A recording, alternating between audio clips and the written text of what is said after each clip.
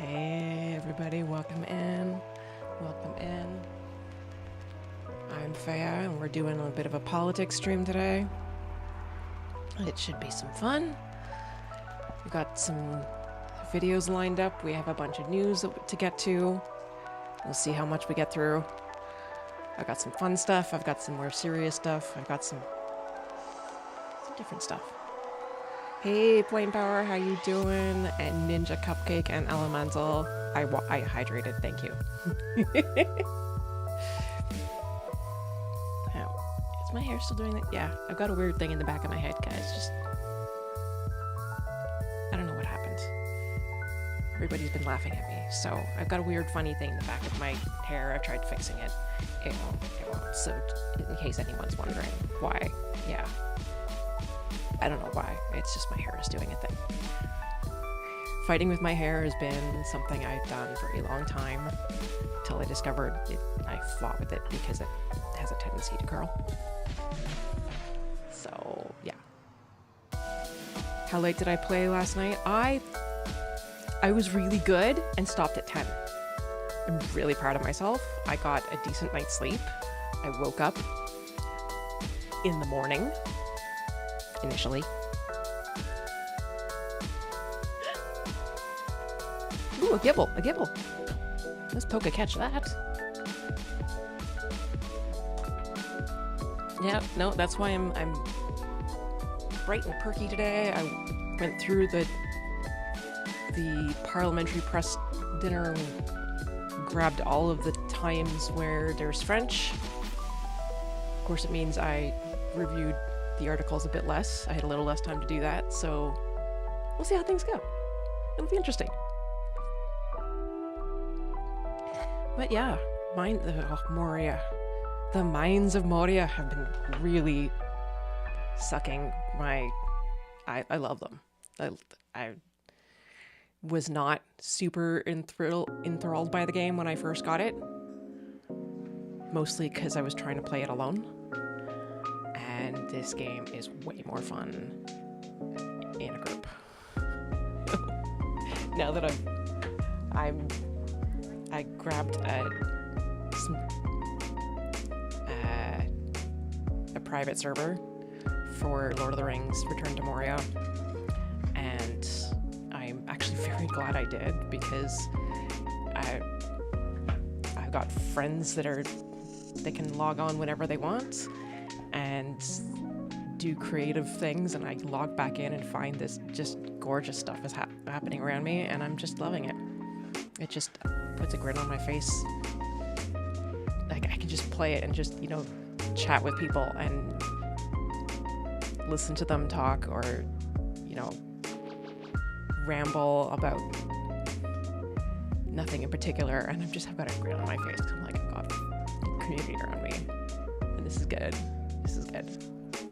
So yeah,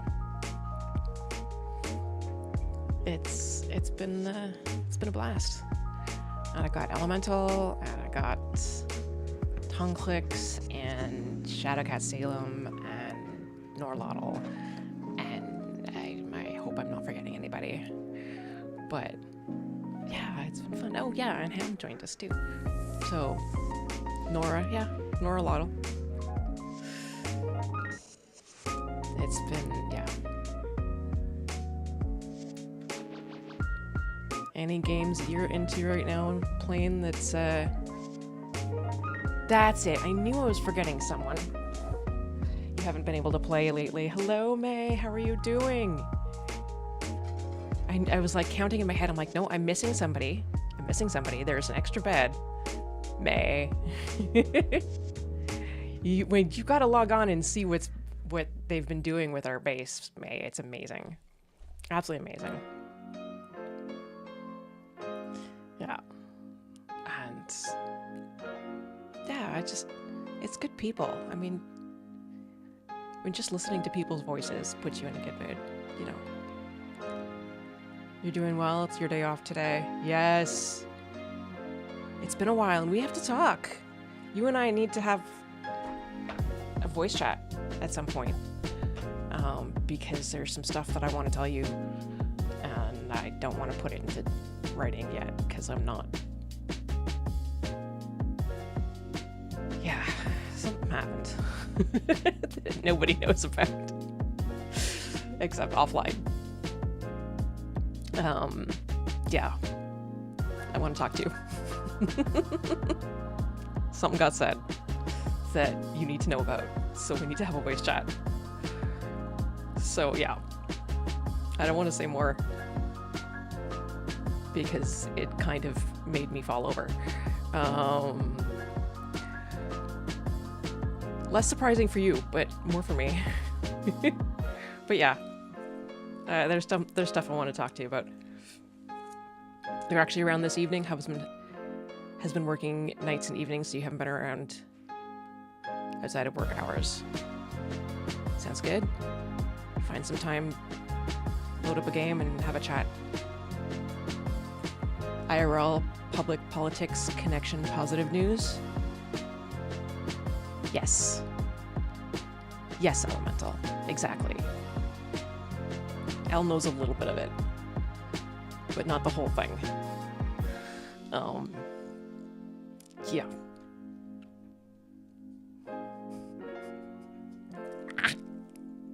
Okay. The whole thing makes me so nervous. I'm doing this like underneath, and I just bent my nail back. Ow. Yeah. So I didn't want to say anything in writing, which is why the note I sent you mentioned nothing. CC's on the fritz, your audio is not focused. CC's on the fritz. Testing. Oh yeah.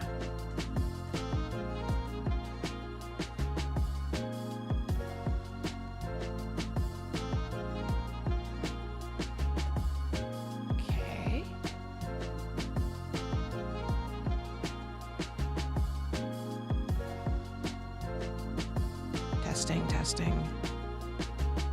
Testing. Yeah, no CC's on the fritz. Interesting. Try that again.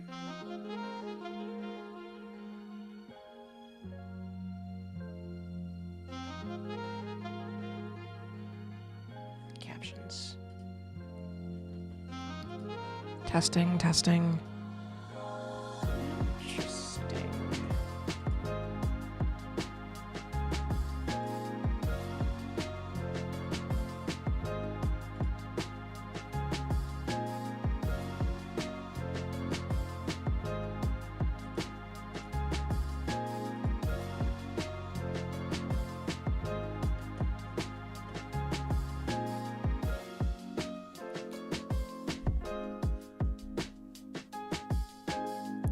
Testing.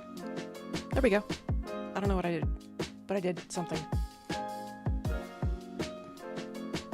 Very cool. If I'm not around, it means kiddo's having an evening, but I should be once she's in bed. Nice. I'm gonna do a lurk so you can prep your live tomorrow.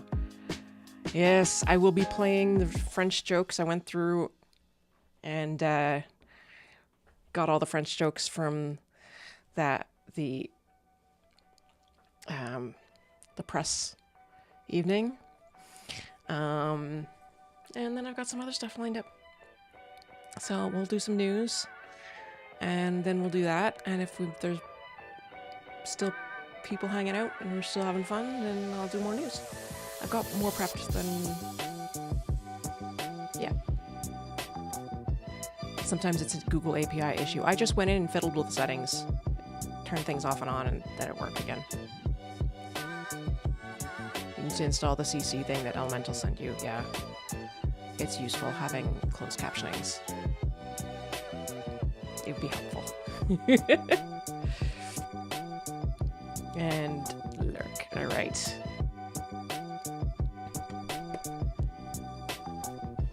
What do we got? 5. I think we're ready to start up. Start with some workers' news. Yeah.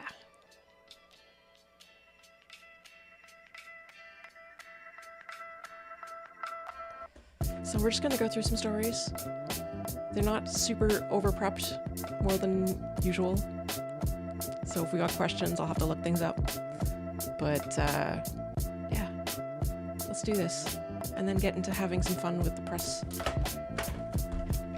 This is what I've been doing for the last couple of hours, guys. Just like all the different spots where people speak French.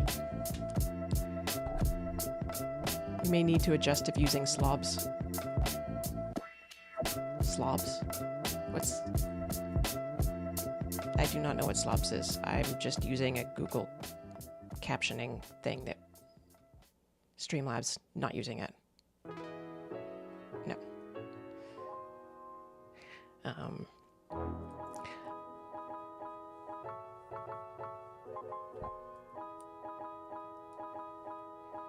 Yeah, I think May's not using Streamlabs either, because it just really didn't work for me, and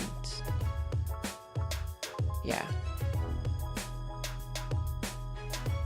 Oh, I see. It's Streamlabs OBS. I get it. But yeah, I believe they stopped working and went to OBS. But that's just based on what I interactions. All right. So, shall we get going with some news, guys?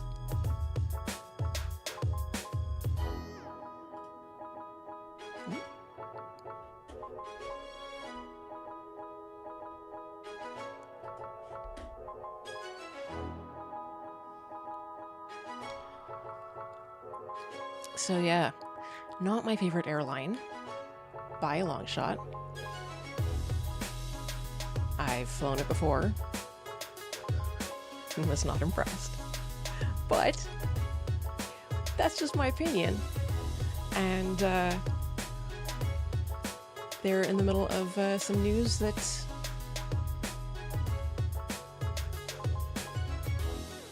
you may have multiple browsers with capture cursor on.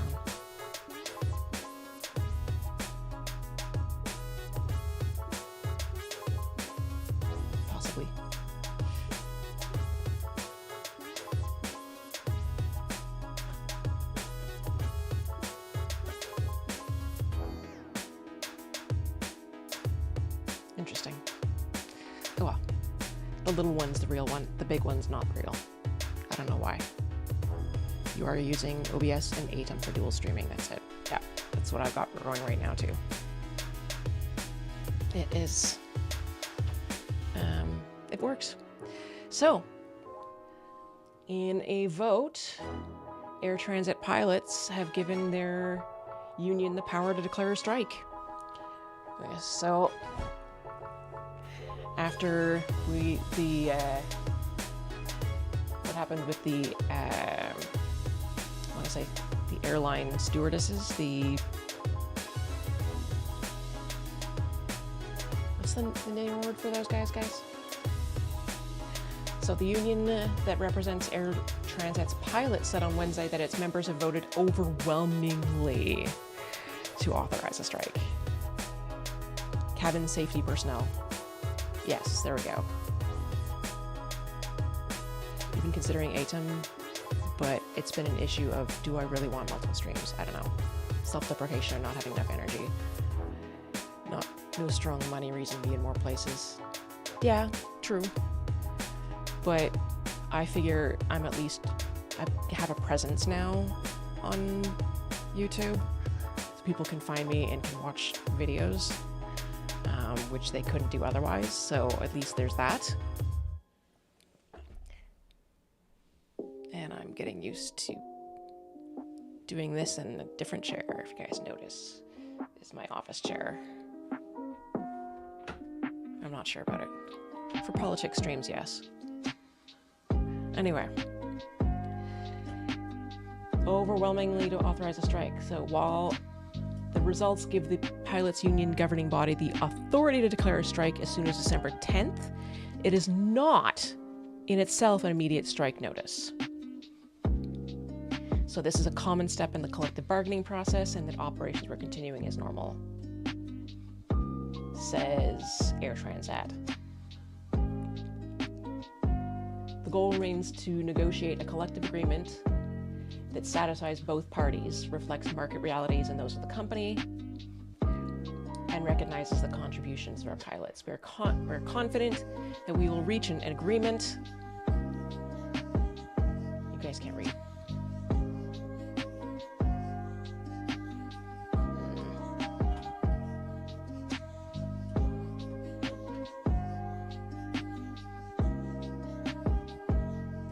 That's why. Okay. We'll do that.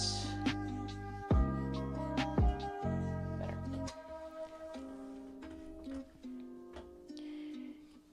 So this is what we were just reading. Negotiations between the ALPA and the airline began in January, 3 months before the collective agreement was set to expire. Yeah, no longer stewards or stewardesses, cabin safety personnel. That's better plain. Thank you. My brain was just blanking on the word. My brain does that often, and I will ask for help. Sometimes I can give you the definition. Sometimes I can give you the first letter, first sound. But, you know, when I lose a word, I know I've taught people how to find words when they're having word finding issues.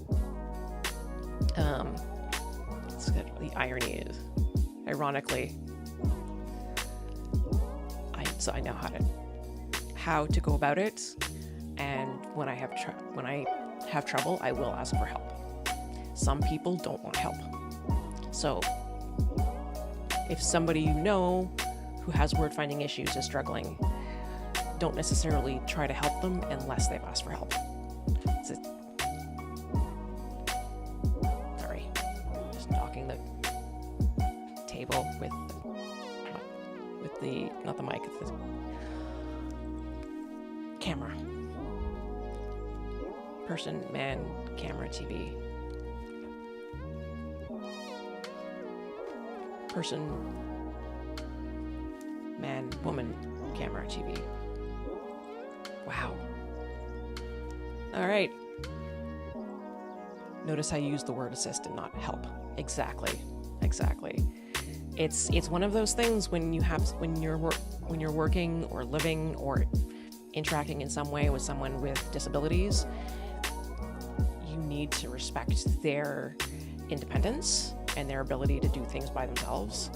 So, you know, if you see somebody in a wheelchair going up to a door, it might feel like the right thing to do to open the door and hold it for them. But the correct thing is actually to let them open it themselves with the automatic opener, unless there's no automatic opener. In which case, do you need help? Yes. Open it. Opening it for them takes away some of that independence. And you would not believe how important it is to have independence until you've lost it. Which I know from experience. Okay. So yeah, this is, I don't want to go too into depth on this one, but I just wanted to let you guys know that there is this going on and that this could result in a strike. So the two parties left conciliation on November. Okay, hang on. Representative of the union said that it is seeking a collective agreement that protects job security and improves working conditions, compensation, and quality of life. Over 99% of the pilots who cast the ballot voted in favor of a strike if necessary, according to the union. That's crazy. 99% voted for a strike if necessary. So the two parties left conciliation on November 18th. They're currently in a 21-day cooling-off period that ends on December 10th. So the vote sends an undeniable message to air transport management. We are unified, resolute, and have earned a contract that reflects today's industry standards, not the standards from 2015. Hey, sorry. Set the scene to streaming.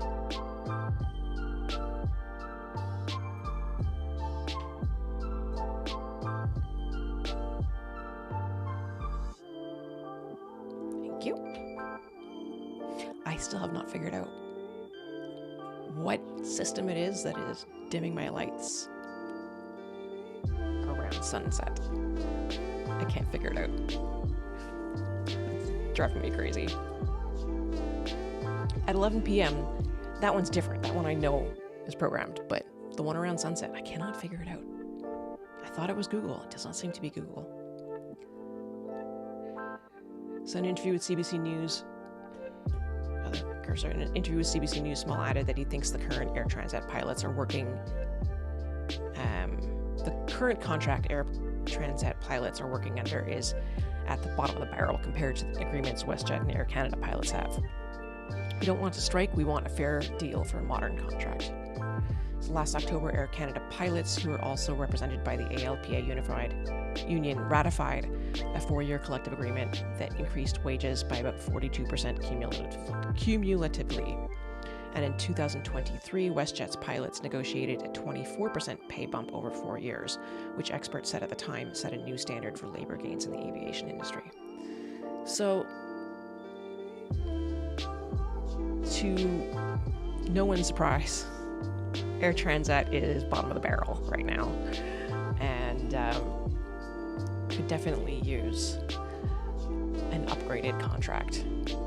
Whether this will result in a strike, we will find out after December 10th. So,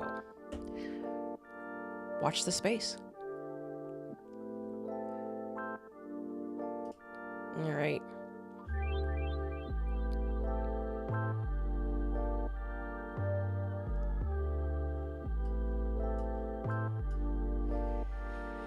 So, although the, can I go all the way?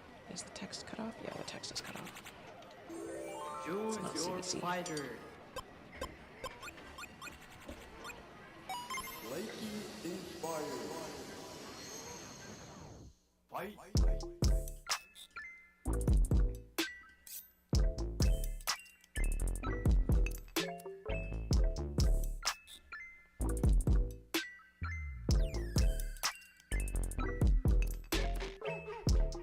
So Carney vows to meet coastal First Nations after Chiefs vote against pipeline to BC. Is anybody surprised? Not me. Well, maybe a little bit surprised. I'm not surprised that the Chiefs voted against a pipeline to BC. But that Carney has decided he's going to actually meet coastal First Nations. That's different. So Prime Minister Mark Carney promised to meet with coastal First Nations after Chiefs voted unanimously on Tuesday to press the government to uphold the oil tanker ban off northern British Columbia coast and withdraw an agreement signed with Alberta last week that clears a path for a new oil pipeline. BC Regional Chief Terry Teague spoke to Carney during the Assembly of First Nations special gathering in Ottawa, said First Nations title in the province is not a policy issue. Do you respect the direction and rights of the rights and title holders? And what concrete steps will your government implement to ensure that First Nations have true decision-making authority as stated in the United Nations Declaration? Teague asked after Carney delivered remarks to hundreds of chiefs gathered. Carney said his office has already made a formal request to have a meeting with coastal First Nations. I look forward to meeting at the earliest opportunity, he said. Teague, when asked what he made of Carney's response to his question, said the promise to meet is only as good as the deed. If he doesn't follow up, all this is just empty promises, and that's very concerning to many First Nations, not just in British Columbia.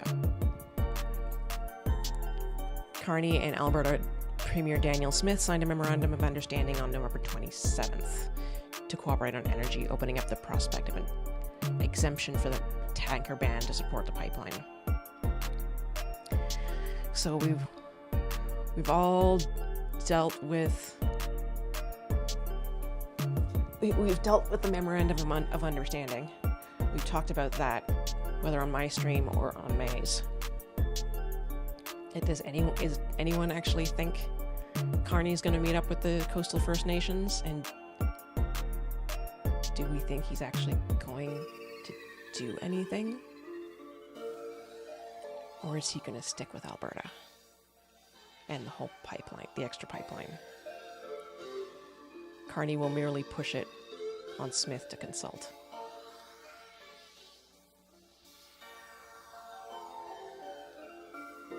Yeah. He's going to push it on Smith just for consultation. Ninja Cupcake, he'll meet with them, but he'll be considering a condescending ass about it. Yeah, Ninja Cupcake, he probably is going to... Yeah. I definitely see that happening. That was part of the MOU, that Alberta has the duty to consult and negotiate. Oh. So if he goes and talks with the coastal First Nations, then it's not just him, it's Alberta has a duty to consult negotiation. I'm going to need to look in deep depth at that MOU.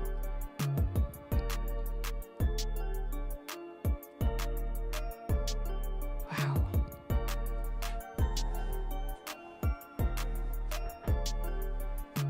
Do you think he's going to bring Danielle Smith to the meeting?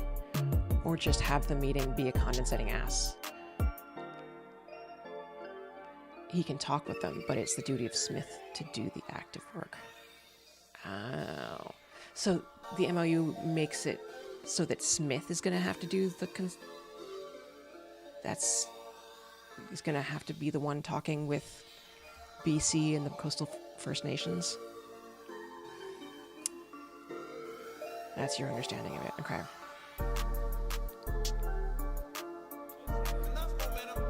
Well, let's see what else gets said here. You don't know if he'll bring her, but if he does, I'd kill to be a fly on the wall. Yeah, Ninja Cupcake. Yeah, I think everybody here would kill to be a fly on that wall. I'd kill to be a fly on that wall with a recording device. Thank you very much. So that I could play the recording of what got said. Because nobody would believe little old me. Especially, well, they might believe a little old me if I have the power to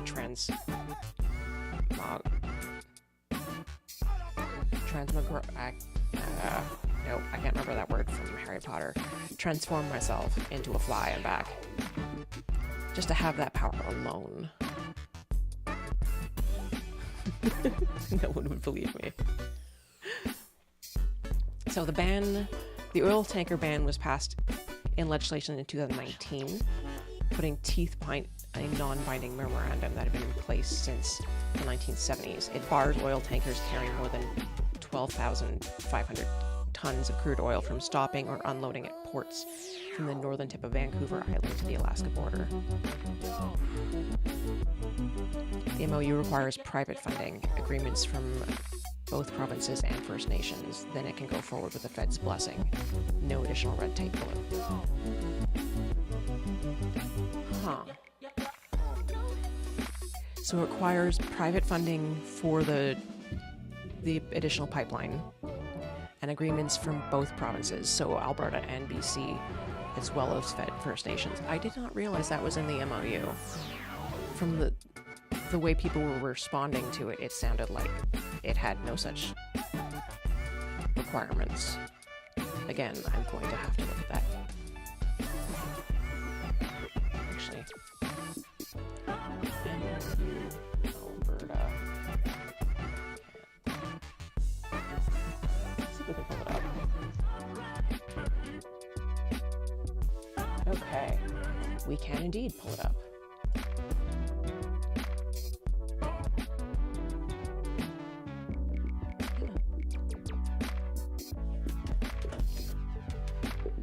Which screen is my mouse on? That's not the right thing.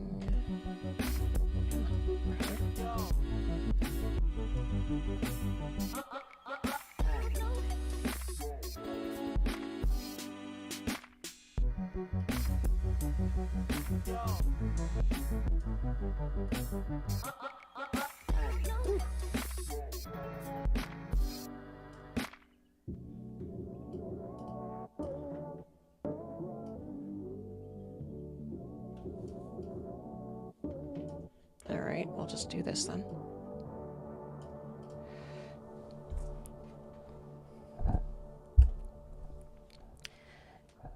Okay, at this pivotal moment, Canada and Alberta, working closely with Indigenous peoples and industry, must work together cooperatively and within their respective jurisdictions to foster conditions necessary for infrastructure, including pipelines, rail, and power generation, a strong and integrated transmission grid, ports, and other means that will unlock and grow natural resource production and transportation in Western Canada.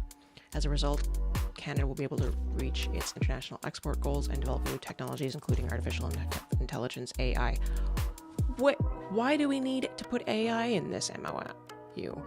Through innovation and intergovernmental cooperation, be a source of clean energy to lower greenhouse gas emissions.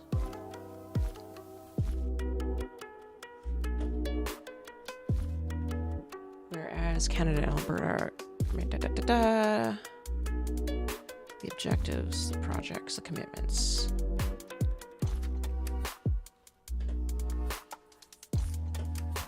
Collaborate with BC to ensure British Columbians share substantial economic and financial benefits of proposed pipeline.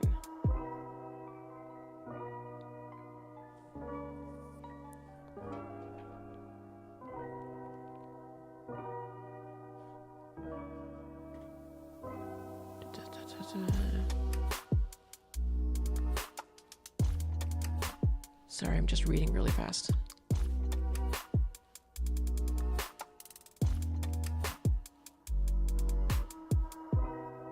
Will not implement the oil and gas emissions cap.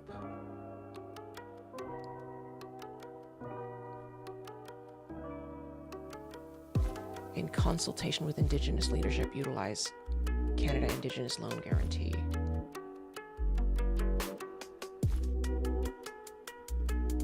Just read from here.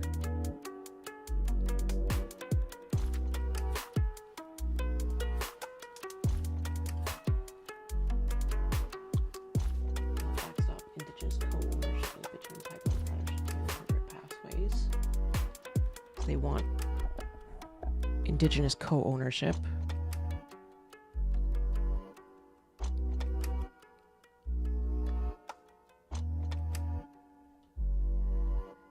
Okay, Canada and Alberta together will agree to engage with British Columbia immediately in a trilateral discussion on the pipeline project.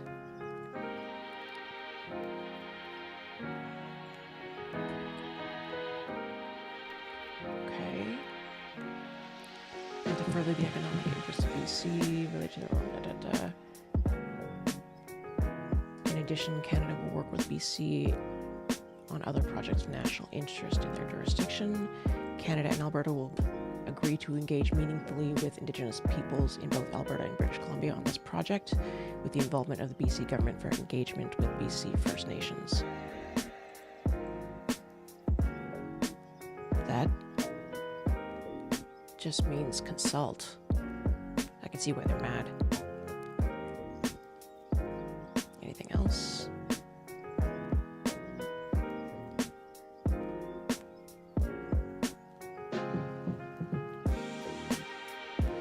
Work together to develop carbon capture supply.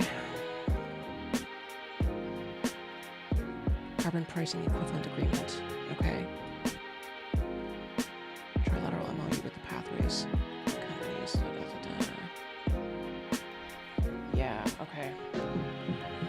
So, from oil and gas experts, there is no business case for a pipeline investment. China is quickly changing energy supply in the global south, and TMX is only at 60% capacity. Yeah, so currently there's more pipeline than needed. So there's no point to this MOU except to make Alberta happy and BC and Coastal First Nations pissed.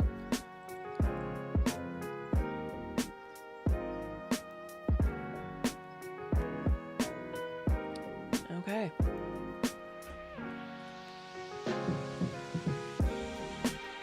Just not background image. Browser. Let's those ads again.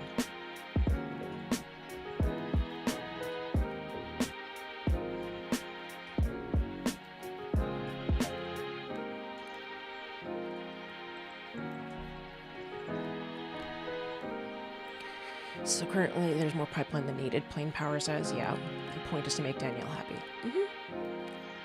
And that she and the UCP work instead of complain. Yeah. Yeah. Get them to actually do something. And there's things that they need to implement by next year, which means they need to get moving on those things. Yeah. So there we go. Chief Donald Edgars of the old Masset village in Haida Gwaii put forward the resolution Tuesday calling on chiefs to affirm support for oil tanker ban and to support First Nations in BC in their opposition to any new pipeline. Edgars told his fellow chiefs a new pipeline to BC's coast is nothing but a pipe dream, and that passing his resolution would show Carney they are united in their opposition. We cannot let this happen.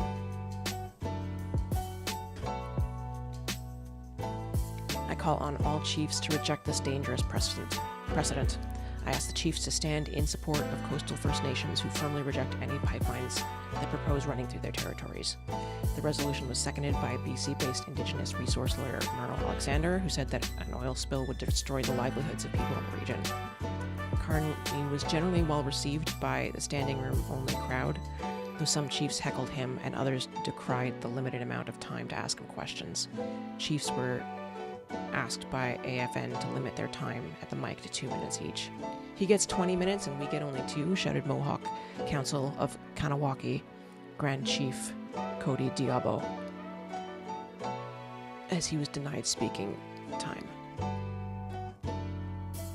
Cold Lake First Nation Chief Kelsey Jacko, a chief known for vocalizing his opinions during AFN gatherings, shouted at Carney as he left the stage, saying chiefs spent hours traveling to Ottawa in hopes of getting FaceTime with the Prime Minister.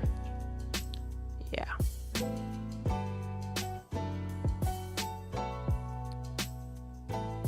Prime Ministers and their cabinets traditionally attend the December AFN meeting to gauge the outlook on First Nations leadership and field chiefs' questions and criticisms. But of course, 2 minutes apiece means Carney doesn't have the, less time to criticize him. For the event, AFN National Chief Cindy Woodhouse Nippanak told the Canadian press Carney would be wise to come to the meeting with firm commitments to things the chiefs wanted, such as clean drinking water legislation. Hell yes. Let's get some clean drinking water up to nations like you would not believe the size of towns that don't really have clean drinking water. I've been to the north. I've also helped edit my friend's article on Attawapiskat. I have an idea of how bad the clean drinking water issue really is. And, yeah, we need to, we need legislation because otherwise things are just not getting done. He did just that, telling chiefs his government will introduce clean drinking water legislation in the spring, delaying a bill that had been promised for this fall. Not great. Not great.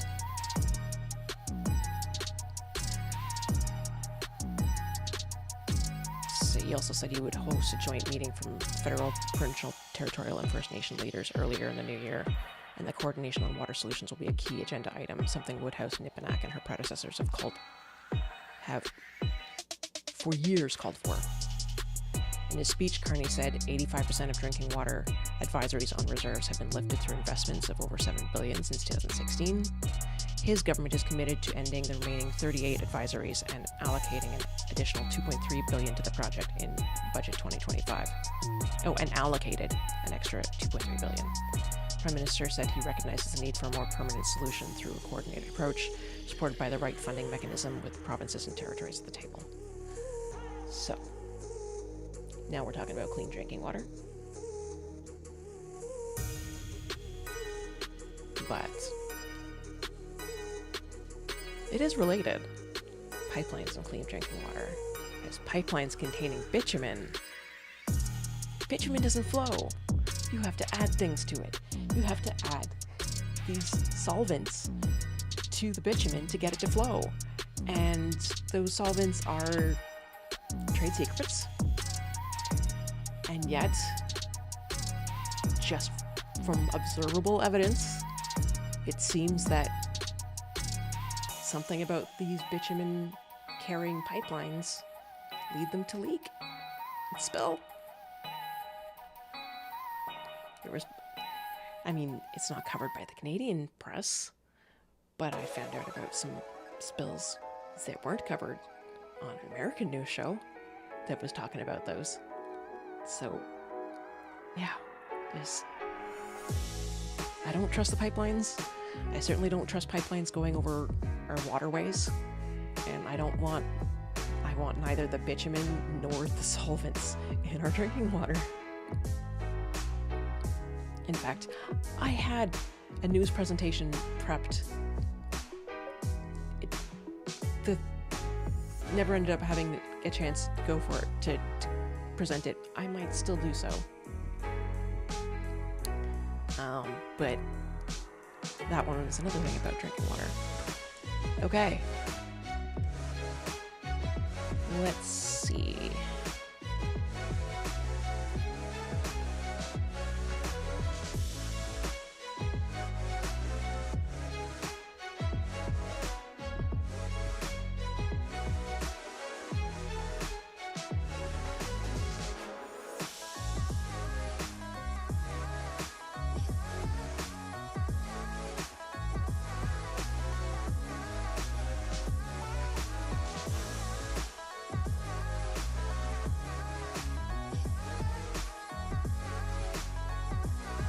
This reminds me of another song.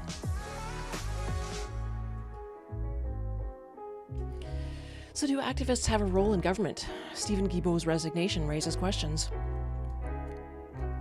Politics involves compromise, but some say activists can struggle with that aspect of serving in office. There's compromise and there's compromise, right? Am I right? So here's Stephen Guilbeault. Ooh. Come on.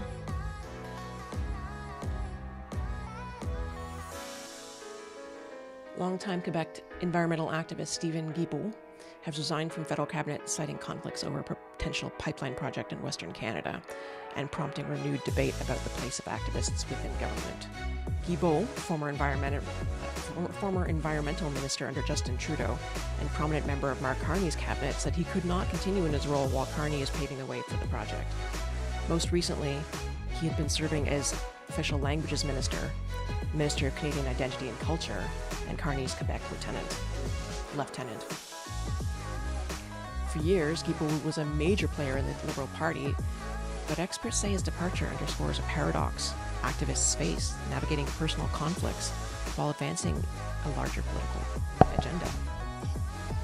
It's not just a workable compromise, says Donald Gill.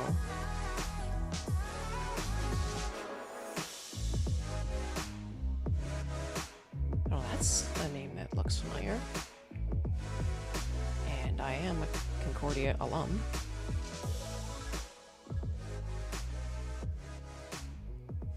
I'll give you that much. I worked at one university, went to the other, English University in Montreal. I wonder if that was my politics professor. Too bad they don't have a picture of him. I'm terrible with names. He might have been, they had a Quebec politics class that was taught one year by a French Canadian, the next year by an English Canadian, and they swapped places. Or one semester by one semester by the other. I wonder, because what I know of Quebec politics stems originally from this course that I took.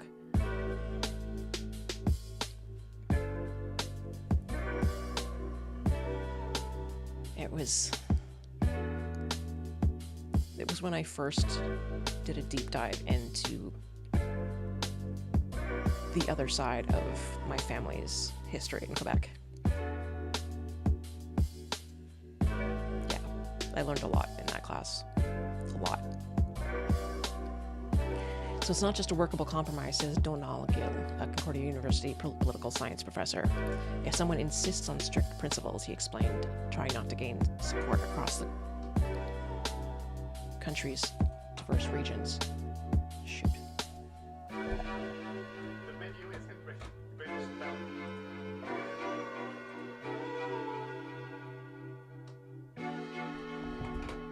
Don't mind that. Sorry about that. If someone insists on strict principles, he explained, trying to gain support across the country's diverse regions, economies, and cultures requires compromising far too much. Yeah. To an extent. But at the same time, we don't really want or need that extra pipeline, and that MOU was really not what we needed.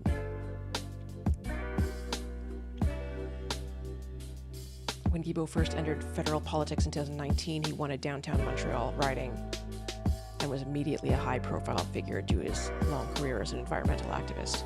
His head is the lobby group Équiterre, which is Equal Earth. He had been a vocal... No, that's just a translation of the title. That's not necessarily the English title. Équiterre. Equitable Earth. He had been a vocal opponent of the Trans Mountain Pipeline expansion, a project the Trudeau government purchased in 2018 to ensure its continuation despite widespread opposition.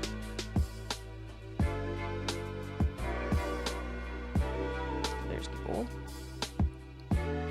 What do you guys think? Is there a place in politics for activists such as Stephen Guilbeault? Let's just pretend that Carney has the best of intentions. Even if we're not sure he does. Let's just pretend he does for a moment.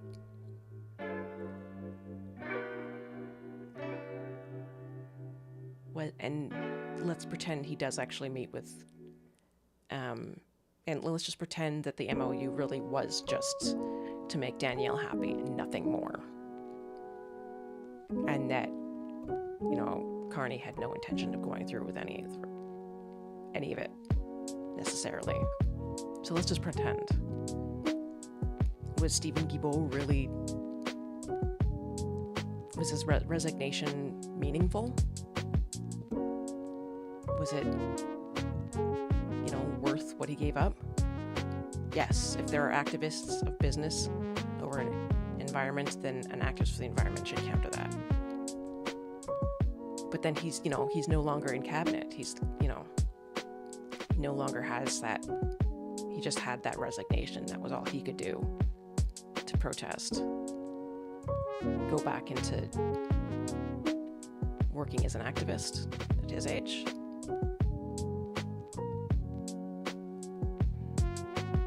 I mean, we all know that Mark Carney doesn't have those best intentions, and he definitely has his biases when it comes to business.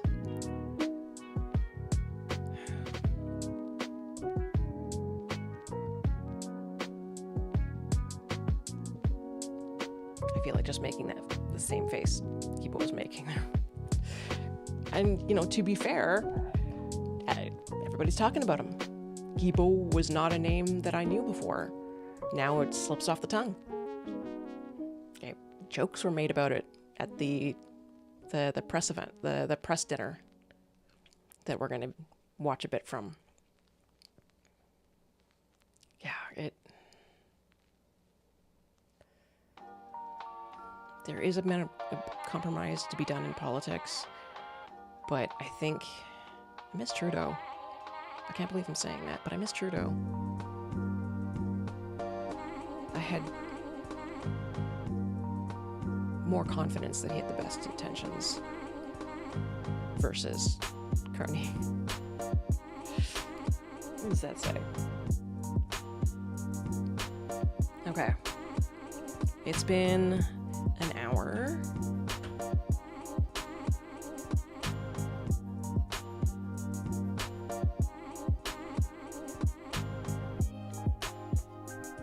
No, we'll finish this article. We'll do a bit more of this article. Regardless of environmental credentials, Guibault was first given the Heritage Portfolio in 2019, a move viewed by some Quebec environmentalists as a concession to Western Canadians. At the same time, Carole Méran, head of the Quebec branch of the David Suzuki Foundation, said the first symbolic gesture of this government is to hide an ecologist at Heritage because they're afraid of bothering Alberta.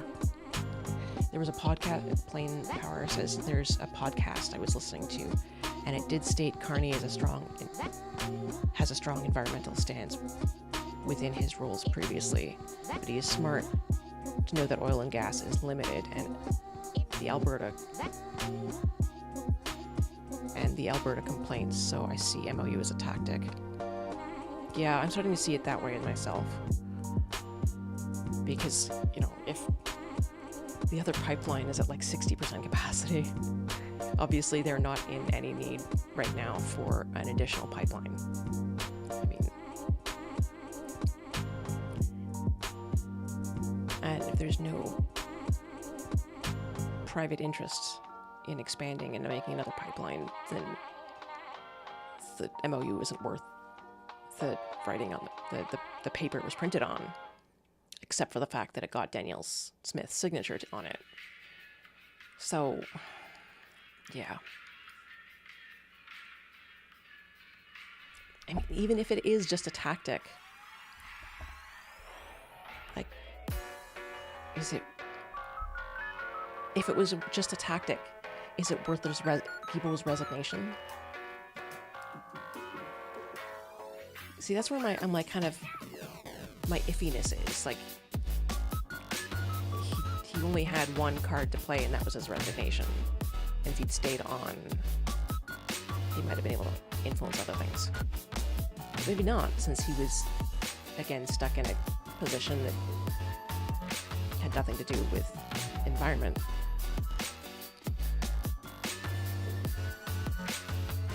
As a cabinet minister, Guibault was bound by the principle of cabinet solidarity, limiting his ability to publicly dissent from government policy, even on issues central to his activism. Ooh. On Friday, Méran, who has known Guibault for 25 years, told CBC News that his resignation shows he was not able to push his climate agenda. It's as if the entire architecture of the federal climate plan is at risk now, said Méran, also CCO of the Trottier Family Foundation. Patrick Baudin, a Bloc Québécois environment critic, said Carney has backtracked on campaign promises. The green veneer has fallen away, he said. It's oil black under the clothes. That's why I love the Bloc. Even if they got the separatist agenda, everybody who's leftist in Quebec has a separatist agenda too. It's only the right-leaning people who want to stay in Canada, and Quebec's does better under leftist leadership. I think Bill Kelly said there's dissent with the Carney cabinet going on. Yeah, and this kind of shows some of that dissent within the cabinet. I mean, that resignation made public the fact that there's dissent within the cabinet, at least from Guibault's side, right? And there were jokes about, having space in his cabinet at that presser.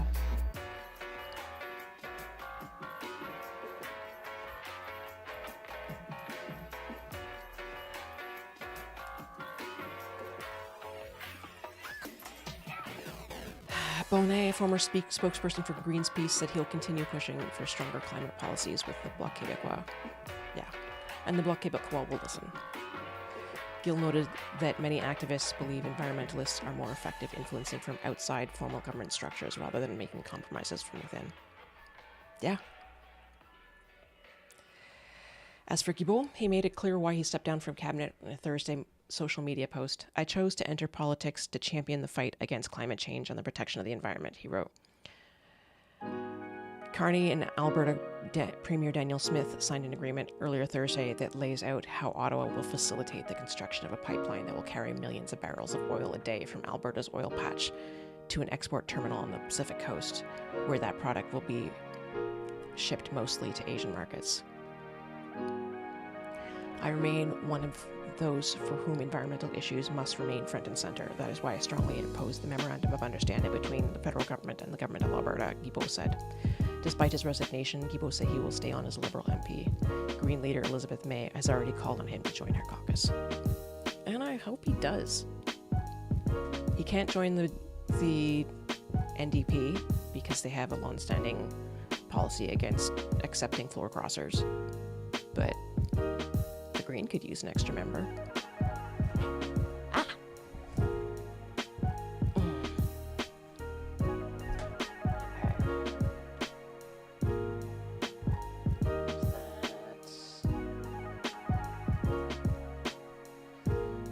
Let's see. It's just over an hour. Let's do can we do a cute study? A cute, something different? Or should I go back to this for the purpose of making faces? Not that I have an editor who wants to grab it and just why are the NDP against floor crossing? They're not against floor crossers per se. They just want anybody in their party to have run and won as a member of the NDP. They don't want someone who is a Liberal person to cross over and join the NDP and have mixed motivations. They want that person to be clearly someone from the NDP. So they're like, it's fine if he wants to run again in the next election as an NDP, and then they would gladly accept him. But they want it's a pro-democracy kind of stance. Oh yes, that's right. Unmod you. Where is that? There we go. Unmod. Yeah, I need the extra viewers today.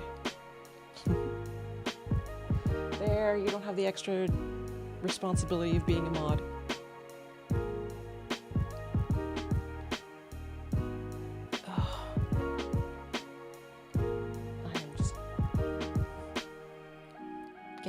To this chair. Hang on a second.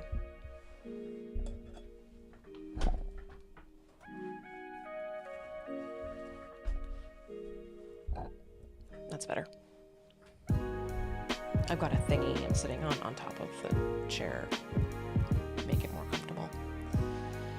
Okay, we have got ads incoming in a minute and a half. So yeah, let's stay up here for about 5 minutes. And is all you've learned about mod status. Yeah, you can be and then unmod. I don't know a ton about modding myself. Oh, man.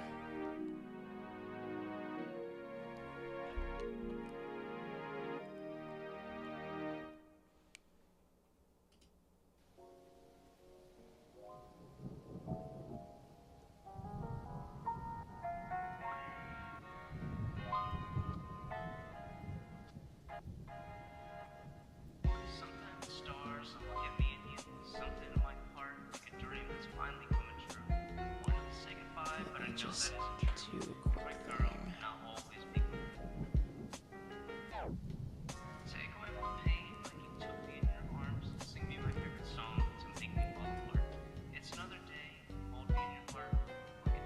There's that.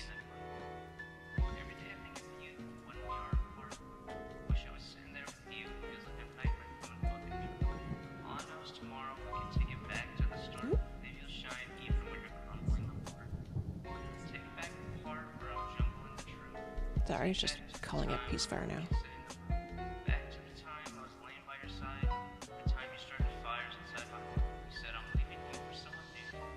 How much time? December.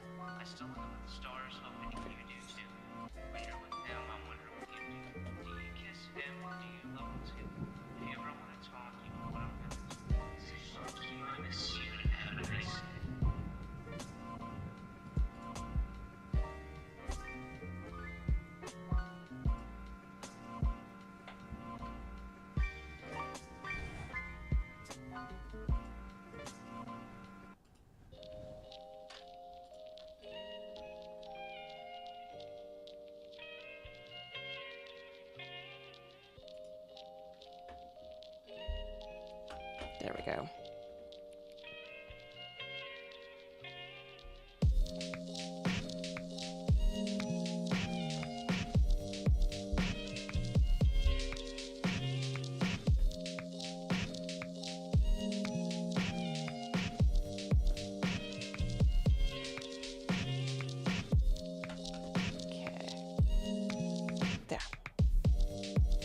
Just making sure that I have folks called up that I want to be called up. And I just made someone smile. So. Let's see, ad break ends in 2.5 minutes. Yes, and then we'll do a cute article and maybe we'll then go do some French stuff.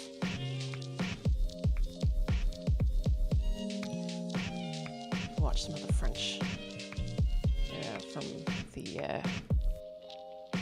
Oh man, I had so much fun watching that. More French folk pop in.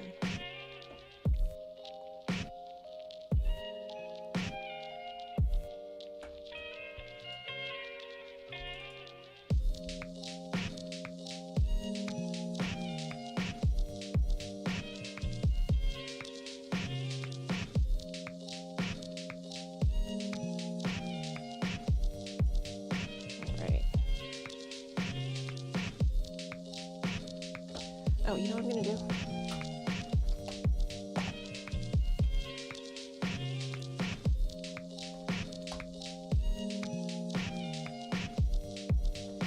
Everybody go give Nora a follow. She's such a sweetheart and she's gonna actually help me update my my Discord.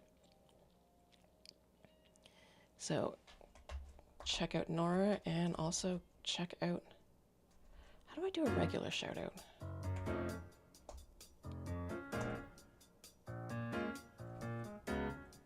Shout out.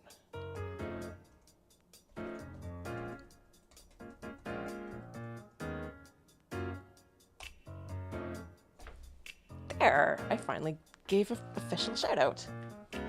There we go. So, if you're not already, give Peacefire Now a follow. They're an absolute wonderful streamer, and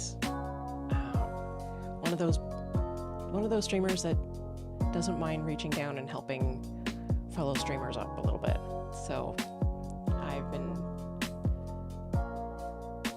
been warmly welcomed into Peacefire Now's room on a number of occasions, and yeah, sure, there's not a ton of people in here, but I can give a shout out anyway. They're good people. And I enjoy spending an evening in their room. Especially Sundays. Sundays is documentary nights. So I've watched some really cool stuff in their channel. Alright, we are back from ads. Let's do a cute story and then do some jokes, shall we?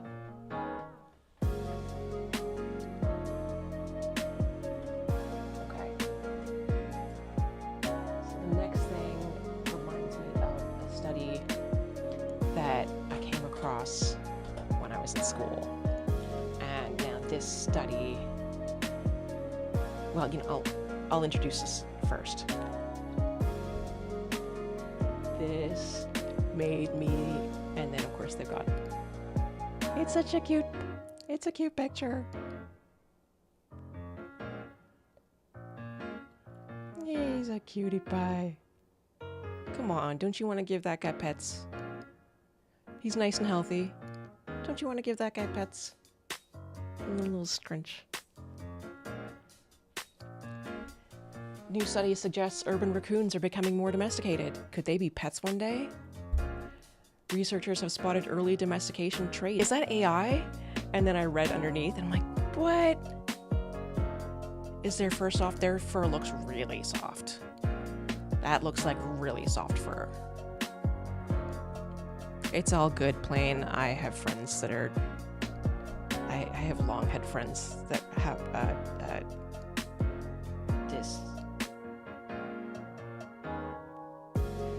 My brain is stuck in dysarthria, which is totally not the same thing. When you have trouble reading, It's... and things... they're actually pretty soft when clean. Yeah, I bet. I mean, just look at that fur. That belly fur. That looks super soft. That looks like chinchilla soft to me.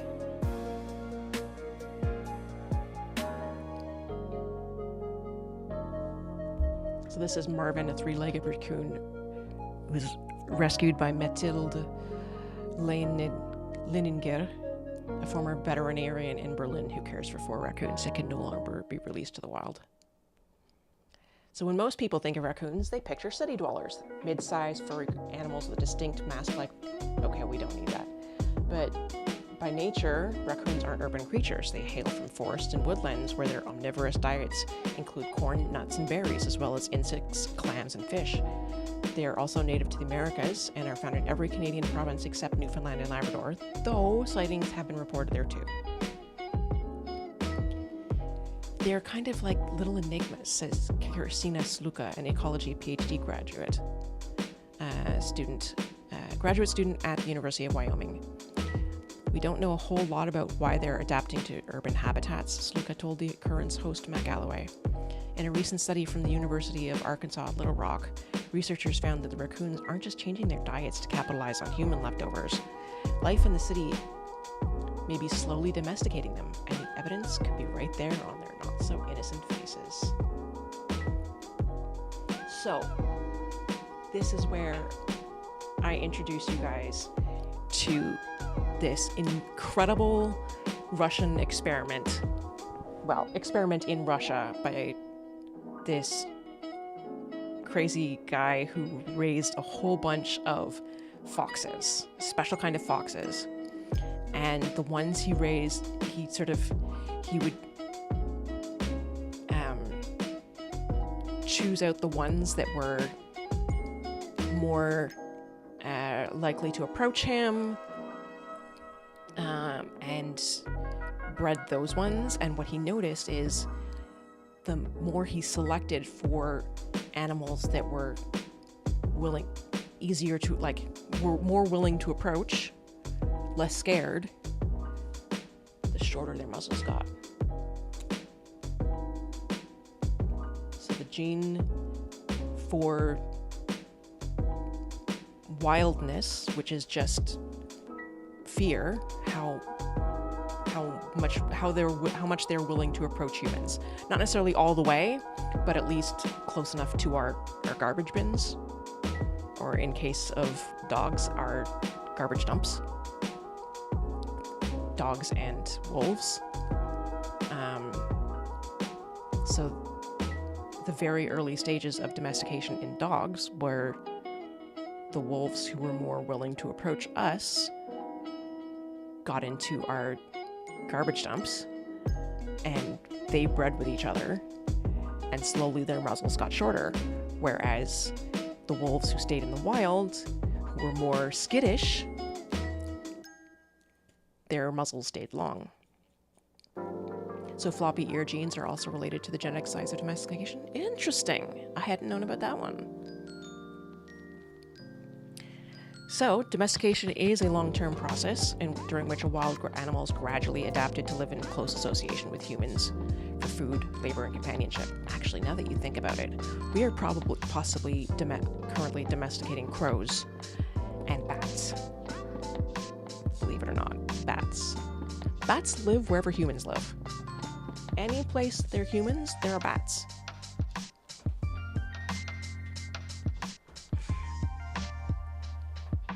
Our common pets, like dogs, are very different than their wild animals. Dogs, she says, began the process of domestication somewhere between 30,000 and 15,000 years ago. Thus, the domestication of raccoons is at its very earliest stage. And there she's got all the different skulls. She can show you different nose sizes. In a study published in the journal Frontiers in Zoology, lead author Rafaela Lesh and her team analyzed nearly 20,000 photos of raccoons from across the U.S., all submitted to a community science platform. The researchers found that raccoons living in densely populated urban areas showed physical changes, most notably shorter snouts, The study documented a 3.56% snout reduction between rural to urban raccoons. So 3.5% is not a ton, but it's a start. Biologists have discovered that many animals follow a similar evolutionary pattern where they develop traits such as a shorter muzzle, reduced ear cartilage, hey, floppy ears, reduced ear cartilage, and loss of coat pigmentation, and a dampened fear response, all of which increased their chances of surviving near humans. Floppy ears. You're way ahead of me, Ninja Cupcake. I read through this article, and I totally missed the reduced ear cartilage. So Sluka's work is similar to Lesch's. She looked at museum specimens of raccoons collected as far back as the 1880s to show how their skull shapes have changed alongside expanding cities. She found that some of their teeth are actually getting smaller in relation to how many urban people are around. You can watch a ton of SciShow. Nice. Nice. So Albrecht Schultz-Hostede, a professional, I'm sorry if I massacred that, but I'm pretty sure I managed okay. A professor in biology and evolutionary ecology at Laurentian University in Sudbury, also not involved in the study, said the changes align with an idea known as domestication syndrome, a collection of traits that change when animals live around humans. Physically, he says, urban raccoons display something called neoteny, which means they keep juvenile features into adulthood. So bigger eyes, floppier ears, probably. Certainly, puppy ears are floppy. Quite floppy. Yeah. Poodles have super floppy ears.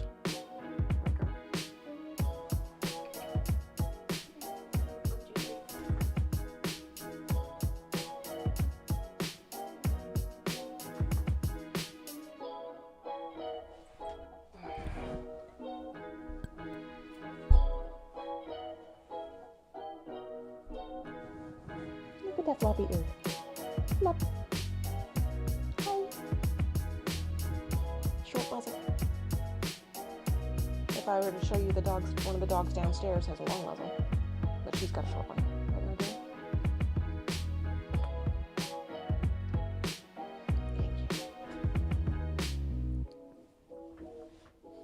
Thank you.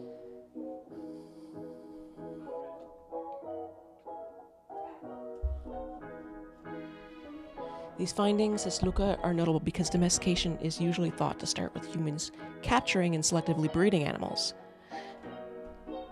Generally, we thought, though we're really good at accidentally selecting for animals with baby traits since they appear friendlier to us subconsciously. Yeah, exactly.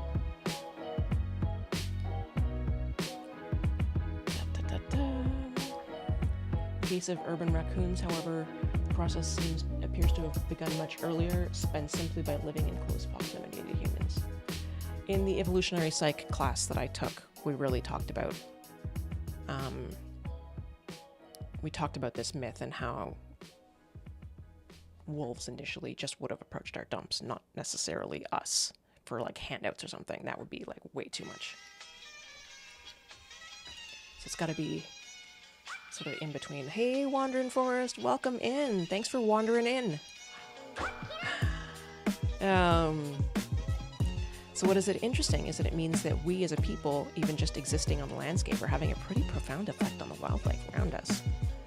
Just our presence is working some natural selection pressures on these wildlife that are kind of like pushing them towards a better fit to cohabitate with us. Aw, what will future raccoons be like? Cuter, friendlier, cuddlier. They're adorable and smart. I think they should be cohabitating with us. I want a pet. I want a pet.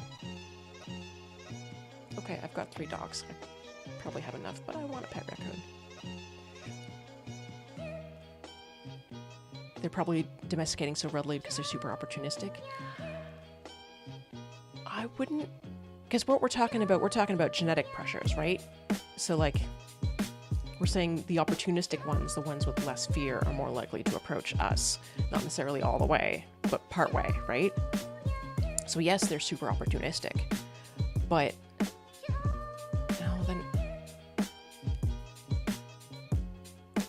then them being super opportunistic is what is yeah, you're right. You're probably right.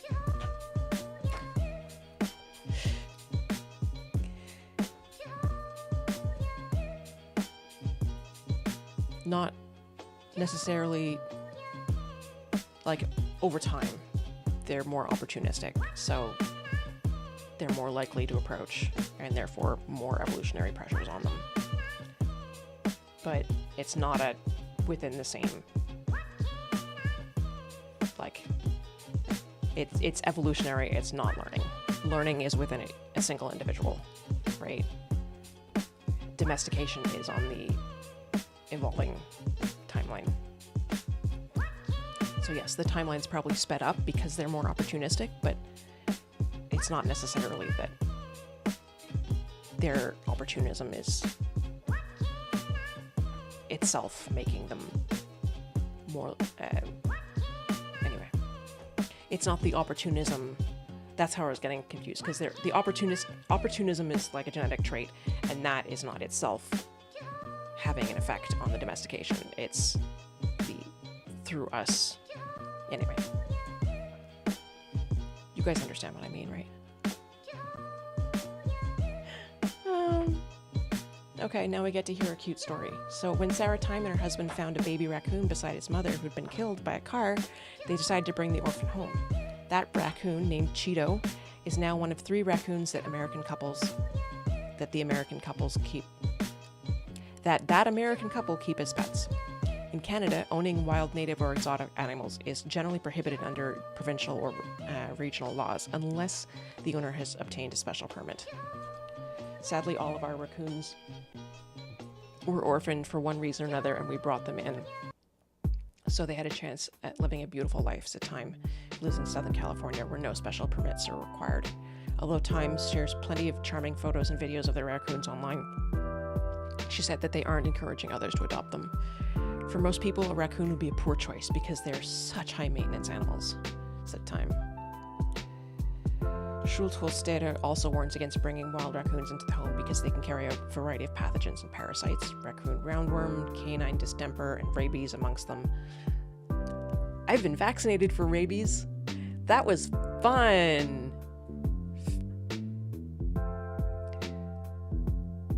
I would never go near a raccoon for that reason, he said. Sluka agrees and said it's been a long time before we can call these critters our pets. We are so early in the process that certainly people are not going to have domesticated fully pet raccoons anytime soon, she said. Still, both the scientists say that they're intrigued by what they're seeing. Schultholstetter says urban raccoons may even be in incipient stages of some kind of evolutionary change that's consistent with domestication. If you fast forward 1,000 years and if cities are still around, you may find that city raccoons will look very different. I don't think it'll take 1,000 years. I really don't. A couple hundred maybe, not 1,000. So yeah, I thought that'd be a fun little interlude. You know, adorable pet. Can you, like, imagine someone writes one of those sci-fi fantasy novels where you think that you're in a fantasy world. And we talk about having pets and you describe them and they look like raccoons and bats and crows. And these are our pets alongside dogs and cats. And people are just looking at like, what? And it's because it's like 1,000 years in the future and these animals have become domesticated. And it can be just like, yeah, maybe something happened to cats and dogs and we just have these creatures and you describe them and people are just like, what? And you like wait until a certain part during the book and then you describe the face and the mask, and that's when people go, oh, and the ring and the stripes on the tail. Or you describe them holding something with opposing paws, like, and their opposing paw, their opposing digit held it, and you're like, wait a second, yeah. That would be funny. Okay. Are we ready for some, yeah, Pokemon. Exactly.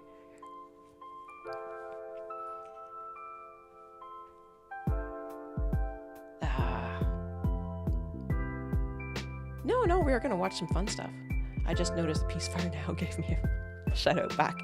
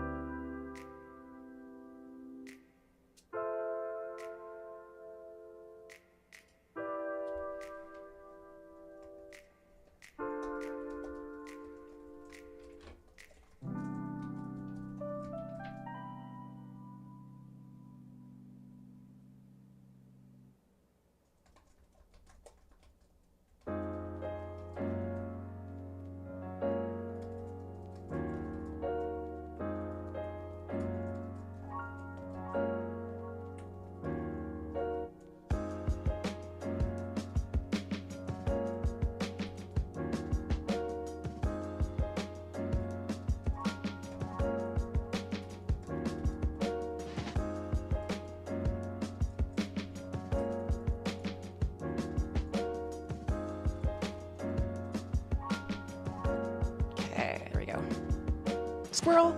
Fallout 76 is now playable as of less than an hour ago. Yes! It's been over a year of rough news and you grow weary. Me too, which is why we are not... We're not watching that kind of news. We're not. Fallout 76, yay!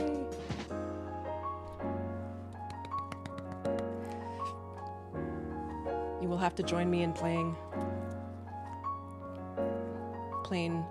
Join me in playing.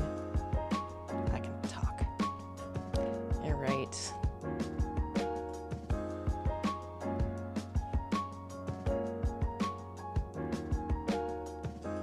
Beautiful.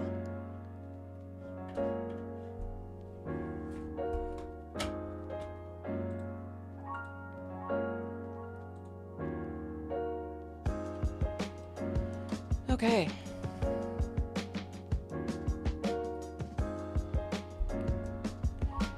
Pierre Polyev getting hardly half a laugh is so freaking funny. That man is so unfunny. Oh, isn't he? Isn't he? There were a couple things that made me like gasp or like snort, but not laugh. That's why I tune into your stream more likely, more lighthearted and less raging. Thank you, Plain. I try to find the more lighthearted stuff just because like news out of Alberta just hurts. Like I'm only gonna present what I can stand to like what I can stand, you know? And there's only so much I can handle these days. Okay. My back is hurting.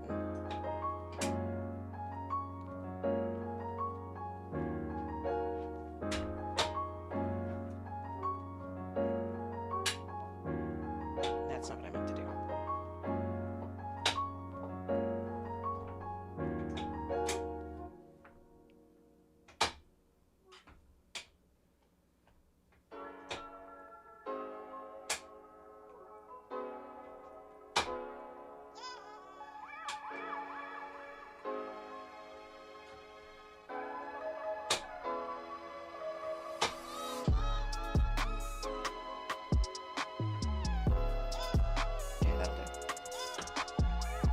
The best news from Alberta you saw today was Calgary got designated bird-friendly by conservationists. Well, yes, Calgary's very green. I was surprised how green it was. Of course, you know, it's also a walking unfriendly, very car-friendly town. Like, you have to drive everywhere. I have such a great community, I cannot stay in perpetual anger and frustration, so I sneak out to more relaxing places to be. Yeah. It is a great community, it really is. yes, my little community is fantastic, but the Steve Boots community is just on another level of fantastic. I mean, it really is true that like attracts like, and when I found Steve Boots, I knew he was a real good person. Like, it just radiated off him, and he seemed to attract good people to him. So I've just been really lucky to have somehow become part of this community too. Somehow. I don't understand how. Finally something good. Yeah. Alright, so we're gonna watch there's gonna be some French, but it's gonna be funny. We're gonna watch the French bits that May skipped through. I went through and found all the French. So, like, we'll listen to all of Yves Francois Blanchet's speech, and that'll be 20 minutes. That's 20 minutes. And then there's bits and pieces all over the place. So we're gonna watch some jokes, guys. Sure. Has anyone seen him? Let me just turn off the sound there, so nobody has to hear any echoes. No? No one? Fuck it.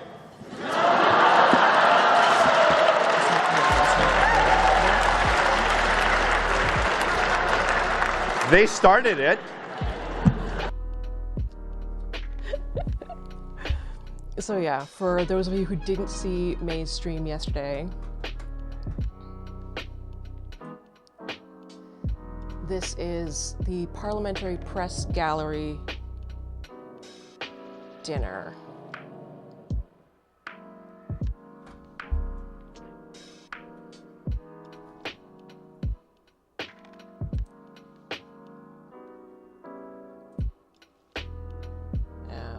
I see what's going on here.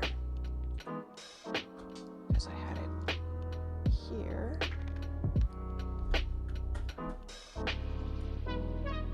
There.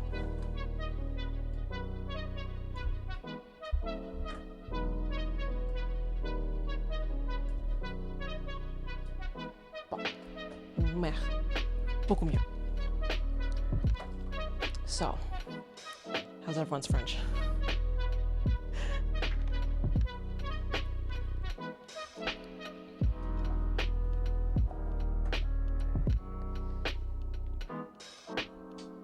So yes, the Parliamentary Press Gallery dinner, which is kind of the equivalent of the US's White House Correspondence Center. And just finding out that such a thing existed made my day yesterday. And May skip through a whole bunch of the French bits, so first grade at best. Yeah, well, let's watch it, shall we, guys? We're gonna, watch bits and pieces, and then we'll watch all of Yves Francois Blanchet's bit. And there's gonna be English in between, because there just is going to be. I'm not gonna. There's some places where it's like 1 minute's English, 1 minute's French, 1 minute's English, 1 minute's French. I'm not gonna bother get through everything.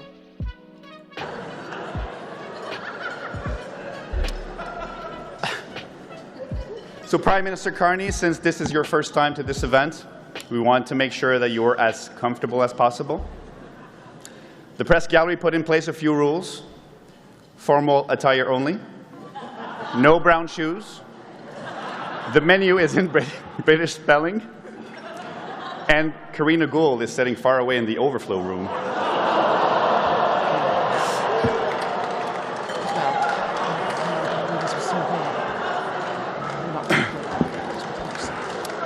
Mais faites-vous-en pas, Mme Gould est pas seule. Hein? Elle est avec ses collègues Bill Blair, Jonathan Wilkinson, Jean-Yves Duclos, Chrystia Freeland, puis une addition de dernière minute, hein, Stephen Guilbeault. Certains diraient que c'est là où le vrai Parti libéral est assis.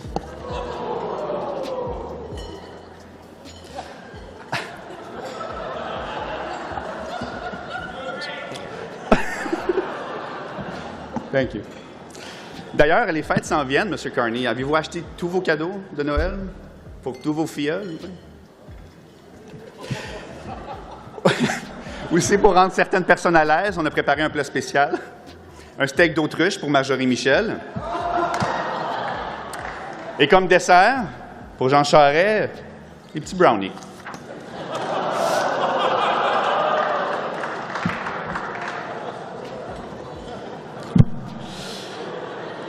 On a aussi plusieurs autres invités d'honneur ce soir avec nous.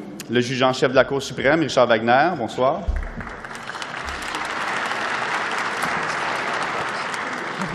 Content de vous voir en chair et en os, M. Wagner, comme on est surtout habitué de vous voir en bronze. Thank you as well to Dan Rogers, the head of CSIS, for being here tonight. So to ensure your safety, we made Bob Fife and Steve Chase wear ankle bracelets.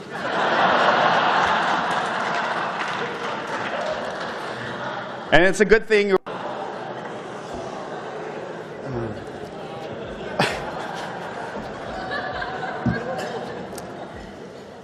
Alors, le chef du Bloc québécois est ici ce soir aussi. Bonsoir, M. Blanchet. M. Blanchet était content de savoir qu'Antoine Trépanier quittait le beat québécois du National Post, jusqu'à ce qu'il réalise qu'Antoine s'en allait à la presse, puis qu'il allait l'avoir d'en face encore plus souvent. En tout cas, Antoine va réaliser que... Can you guys hear the dog downstairs whining? It's a dog we're dog sitting. And I could have sworn they were supposed to leave today. Maybe it's tomorrow instead.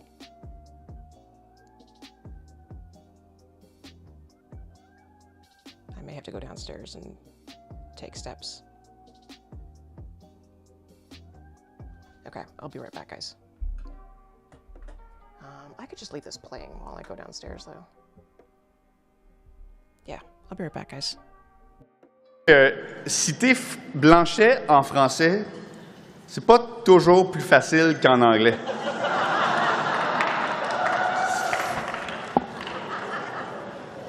But he's not the only one that changed camps this year.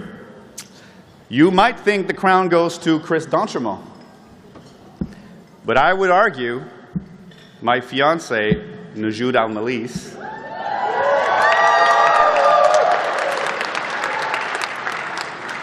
is hard to beat. She went from CP to the Globe and Mail to Bloomberg in the span of 9 months. I hope she's more loyal in her personal life than professional.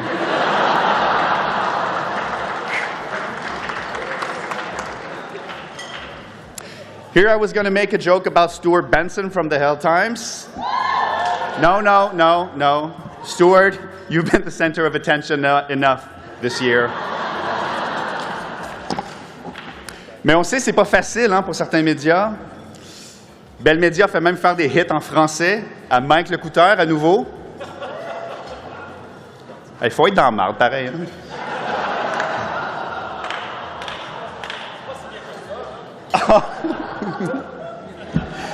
Le Devoir, lui, il a perdu la moitié de son lectorat à Ottawa quand les 10 députés bloquistes défaits ont annulé leur abonnement.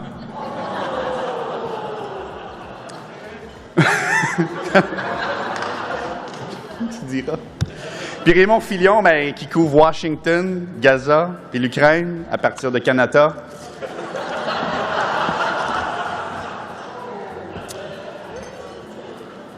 Mes félicitations à Daniel Thibault, par contre, hein, pour son poste de chef de bureau. Gros poste, bravo.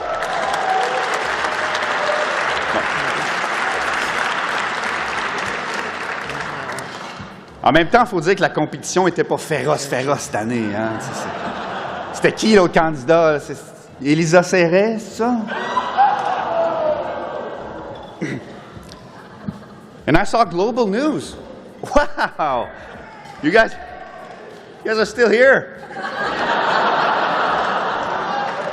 I didn't saw that one coming.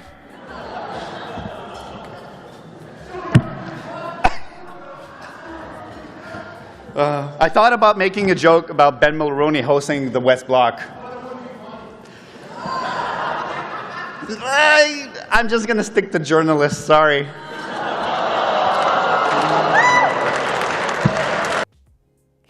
journalist. All right, skip forward a little bit here.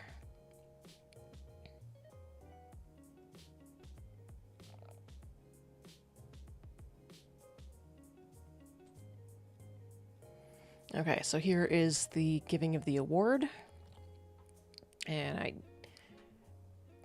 this is the speech in French. Not in place. If that law had been in place, I would have felt more confident about, not going to jail and receiving oranges from my friends. Alors, je tiens à souligner, et ça va faire 8 ans que cette loi est adoptée. Ça a été adopté et sanctionné en octobre 2017, donc je pense que tout le monde en profite. Et si des gens comme Ashley Burke de CBC, si des gens comme Robert Fife du Globe and Mail, Steve Chase du Globe and Mail, Daniel Leblanc aussi, qui a bien connu ma chouette, ont aujourd'hui une protection supplémentaire, c'est grâce à M. Carignan. Donc, je lève mon chapeau, M. Carignan.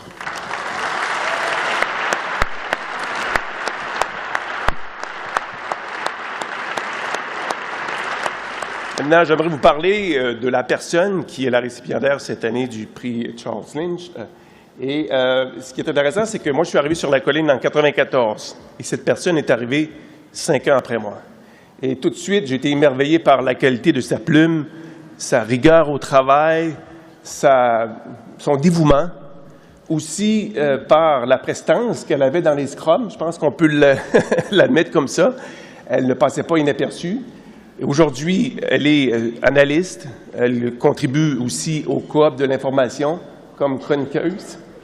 Et Hélène, je suis très fier de...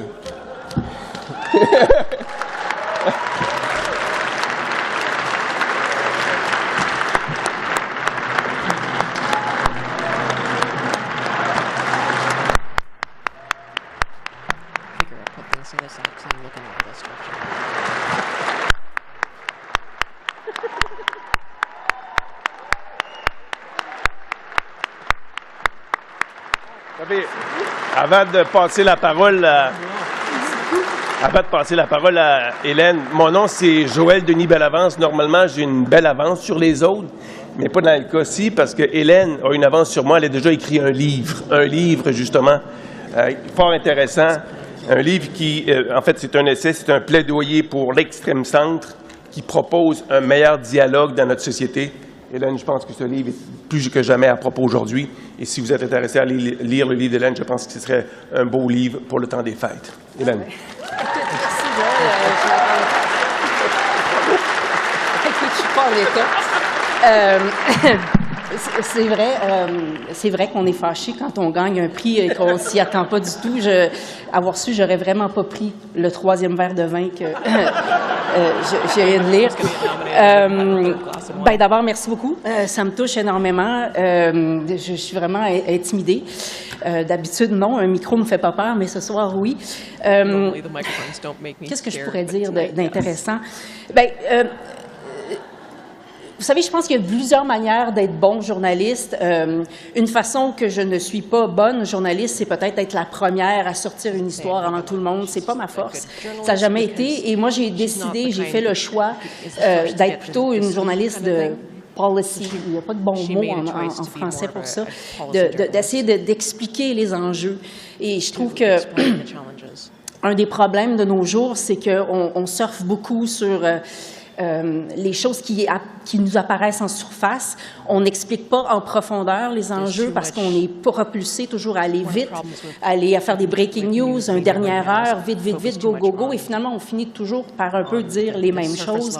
Et ce faisant, on rabote beaucoup le débat public parce qu'on le résume à sa plus simple expression et c'est parfois ça devient à sa plus simpliste expression. Alors, voilà, humblement, j'essaie d'expliquer les enjeux pour rendre toute leur complexité et essayer de montrer aux citoyens que finalement, les choses sont peut-être beaucoup plus compliquées qu'ils n'y paraissent et que quand on commence à saisir l'ampleur de la complexité des enjeux, ça devient peut-être un petit peu plus difficile de traiter nos politiciens d'imbéciles et parce qu'on pense que nous, si on était à leur place, on ferait tellement les choses mieux qu'eux.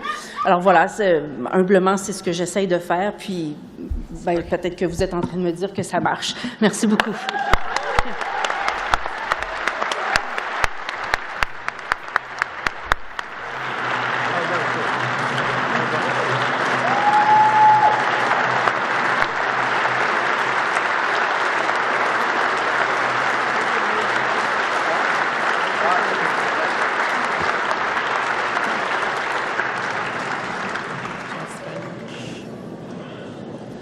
was so touching that we forgot to bring me on stage. But je veux juste quand même dire comment.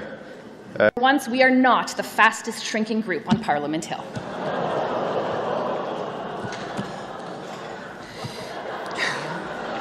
Je vais tenter une nouvelle fois de parler un peu français. Je doute que beaucoup aient envie de m'écouter longtemps en français, mais si j'arrive à placer une ou deux phrases de plus, j'aurai au moins dépassé le record établi jeudi par les NPD pendant le débat Fringlish.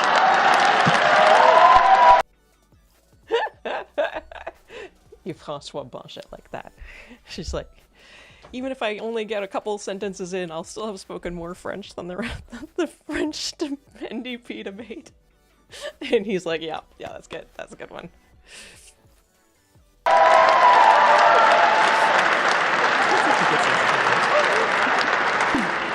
Et François Blanchet a poussé Jean à nous deux fois de plus. Cette fois, il écoute vraiment. I think I spotted Jean Charest. I will never forget his face. In 1997, I followed that face on the back of his campaign bus for more than an hour in Northern Ontario. For those of you that are new, that was back when the Conservatives had something called a campaign bus. We also welcome here tonight. Okay. 41. We're really doing a lot of the French since May already played the English.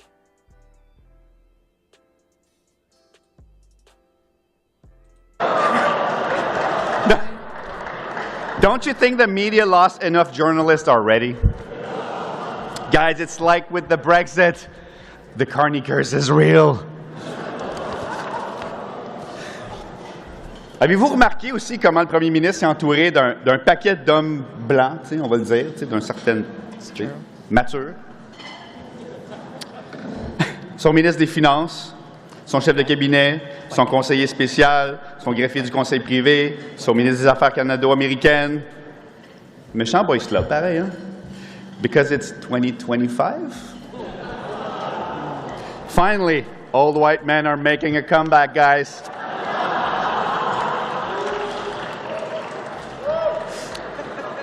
As you know, we really have no idea what's happening behind closed doors in the negotiations between the Prime Minister and President Trump. But I have obtained a leaked audio recording of their last conversation that I will play exclusively tonight. Please. No? No one? Okay, we're having tech problem, I guess. It was a great song. God damn it. Is it too late now to say sorry? It's a good song. It's a good song.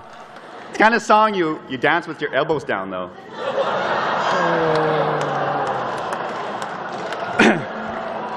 So after saving the Liberal Party, What did he say? your mission is now...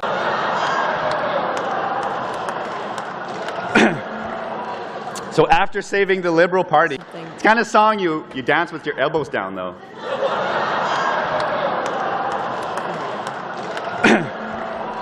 So after saving the Liberal Party, One more chance, something. your mission is now to save the country. No pressure. Mesdames et Messieurs, Canada's Big Daddy and Prime Minister, Mark Carney.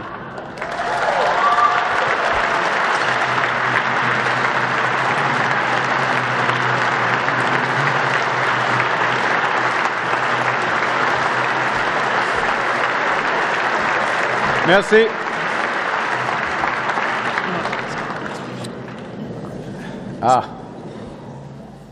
Merci Mathieu. Merci mille fois.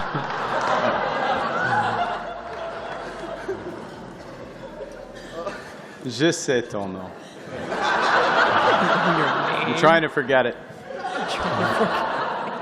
Alors, Vos Excellences, le Premier ministre actuel, Premier ministre Simpson, Premier ministre ancien, Premier ministre Clark, Premier ministre Charest, Premier ministre Kenny, bienvenue. Je vous souhaite la bienvenue ici. Vos Excellences, Cabinet colleagues, current and future.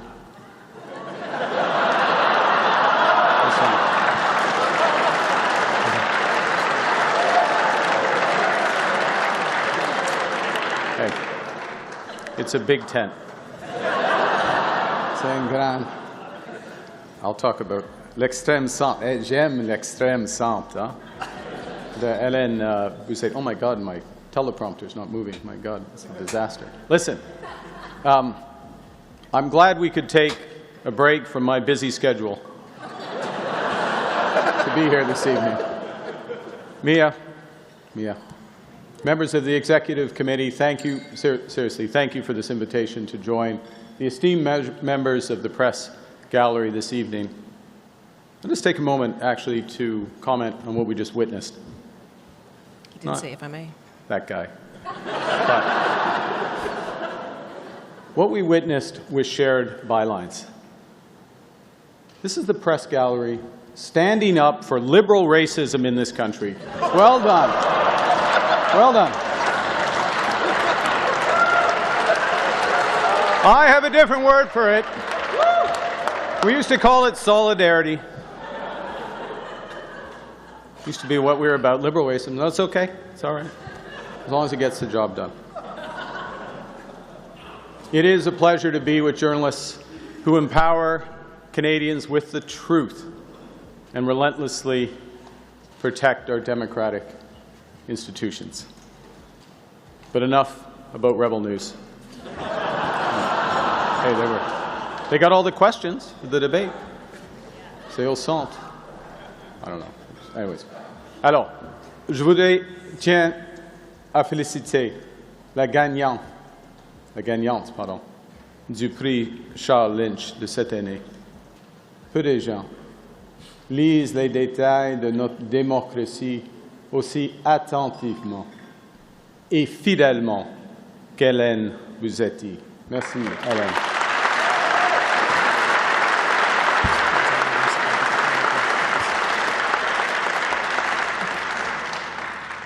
Elle donne un sens au processus parlementaire et nous rappelle que les détails sont toujours importants pour assurer une bonne gouvernance.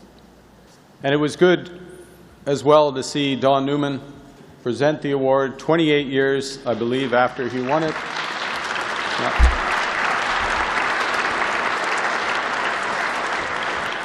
If you want to go on YouTube, you can see Don interviewing me when I was governor of the Bank of Canada. Iron Fist and the Velvet Glove meets interminable, unintelligible answer. It's not pretty. Speaking of interminable, now let me turn to my prepared text. Look, Don and I know each other well. We go a long way back. For most of us in this room, you and I have only begun to know each other over the last 11 months. Nous avons coupé la TPS pour les acheteurs de première maison pour que Tatiana Auguste puisse s'acheter un appartement à Ottawa. C'est la preuve que chaque point compte. That's clever. I wrote that myself. Do you not? You guys not? You're not with me on that? Okay. Every point counts. See, like point off GST, and she won by a vote. Is it not funny if you explain it, or even if it's not funny? Okay. Final point. Shit, and the block are in the house tonight. Non, honnêtement, c'est toujours rassurant de savoir qu'Yves-François n'est pas loin. Vous savez, ce que l'on vit en ce moment, ce n'est pas une séparation, c'est une rupture. Oui, nous vivons dans un monde volatile, mais malgré tout, une chose reste certaine, le Bloc va voter contre. Ouais. Merci. Ouais. It's good to know in these crazy times that no matter what happens, the Bloc will vote against it. Yves-François Blanchet, I love that. Okay, look, it's important. You got to count on a few things. C'est un vrai pilier de stabilité qui nous bouleverse. It's a full house tonight. Just enough room for Dawn and the New Democrats. Dawn, good to see you here. I know it's cheap. It's cheap, Dawn. It's not. I know you've been asking. I'm only going to say this once. Political parties are not eligible for the major projects list. Sorry. Just saying. Elizabeth May is here too. Elizabeth, thank you for standing up. Thank you for standing up and voting yes on the budget. It was incredibly généreux of you. Oh. Mathieu généreux. Mathieu généreux, voyons donc. Mathieu généreux, ça compte 2 mots de plus en français. And I join others in not being able to see Pierre Poilievre anywhere here this evening. And don't you find it odd that no one else is willing to give up their seat? Something changed? I don't know. Anyways. Look, if the budget has shown us one thing, it's that every seat counts. And speaking of counting, let me be clear. I can count. Actually, I can also subtract, and I can multiply. Pierre, he just divides. Pierre, I didn't write that. I didn't write that. Okay. Actually, I did. Et soyons clairs. Je sais compter, même je sais calculer. C'est pourquoi je sais que j'ai maintenant 16% de français dans mon discours de ce soir. Et je suis sûr que la table de Radio Cannes compte aussi. Laurence, ça suffit? Bon, d'accord, c'est pas encore suffisant. Fait que, excusez-moi, ça fait que nous allons devoir faire plus de français. Ah oui, les boys, ne vous inquiétez pas. Je peux encore ajouter d'autres sections sur le bloc. Même si le bloc va voter contre cette idée-là. Y a-t-il une autre langue officielle? On en perd le fil. And then he wraps it up. Essentiel à notre démocratie, vous avez aidé à bâtir une nation ouverte, forte et confiante. Au-delà de votre contribution essentielle à notre démocratie, vous avez aidé à bâtir une nation ouverte, forte et confiante. Plus que toute menace, ce sont nos propres histoires qui nous unissent, les moments qui nous ont rassemblés en tant que Canadiens et Canadiennes. Le dernier crampon, le chemin de fer canadien Pacifique, le marathon de l'espoir de Terry Fox, l'Expo 67, le pont de la Confédération, le but en or des Jeux olympiques d'hiver de 2010. Events and many others that have become nation-building milestones. And it's the stories that you share, the distinct, diverse voices that you elevate, that remind us all that we're part of something bigger. Your stories become the foundations of our common citizenship. With all our rights and responsibilities, all our tragedies and triumphs, that's more than worth protecting. And tonight, it's something that's well worth celebrating. So now, I'm happy not to take your questions. Sauf en français. Merci beaucoup. And have a good night.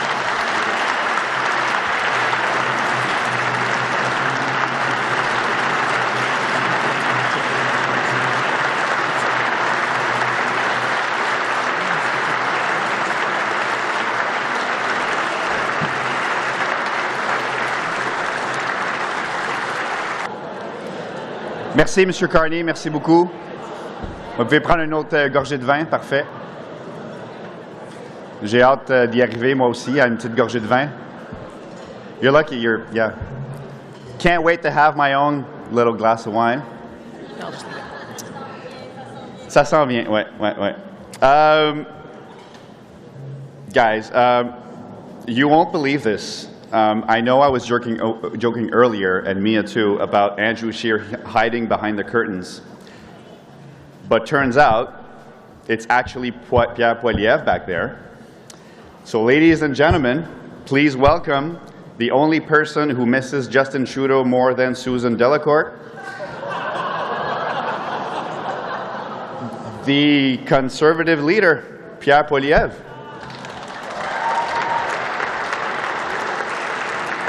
Hello, everyone. Yes, hello.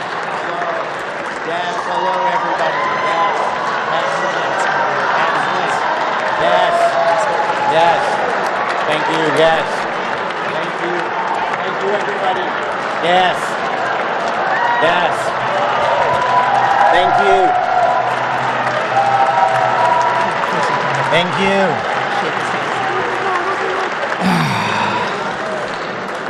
Yes. Very nice. Good evening, gentlemen and biological clocks. I am Conservative leader and star of This Hour Has 22 Minutes, Pierre Poilievre. I'm sorry I'm late. I just came in from my riding in Bubble River. Sorry, I wrote that down weird. Baby butter crop top. It doesn't matter. I know it. I know what it is, okay? I'm not really sure where I will be sitting yet. It doesn't matter. I'll just take that guy's chair. It'll be fine. I'll just take a chair. Okay, so I've written down a few things that I would like to say. Oops, sorry. That's the ballot from my last election. Yeah. I'm on here somewhere. I don't know. This makes it really hard to vote. Wow. Now, I gotta say, yes. So, you guys remember when I lost for a minute and didn't have a job in politics? I felt like I was 15 again. I didn't know what to do as a regular man, right? I didn't know I was allowed to date an astronaut. He's married. My new campaign manager, Steve Outhouse. Don't laugh. It's a regular name. Everybody has it. It's very common. It's very common. He says that I have to be more likable. So he sent me out here. He said, can you convince everybody that you're likable in 90 seconds? And I said to him, I can say all the likable things about me in way less than 90 seconds. Right. And if not, we'll just hire an actor to be likable for me. Yeah. We found me on the CBC. That's right. I know, right? CBC. I don't know who the cuckold is here more, me or me. I love the CBC, by the way. I think it should be funded more, to be quite honest. You can quote me on that. Write that down. Guys, write that down. I'm going to fund the CBC even more. Quote that. All right. We have ads coming in. So I figure we'd take a quick pause from that.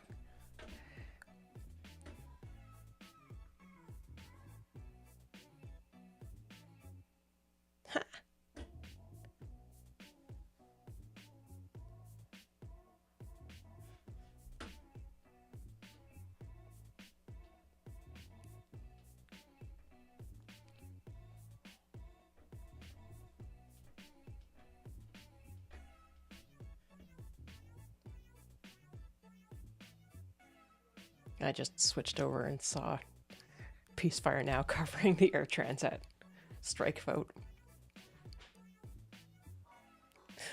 Yeah, it's nice to know that I'm on the right track. Yep. Oh, all right. So we're 2 hours in already. And okay, so we've done this much. So I figured we watch the comedian intro of Pierre Poilievre and then skip forward to the French part of Pierre Poilievre's speech and then listen to Yves-François Blanchet. And that'll be it for that. And if we got a bunch of people in and they're chatty, then I've got more news stories. And if not, we'll raid out somewhere. I think that'll be my plan.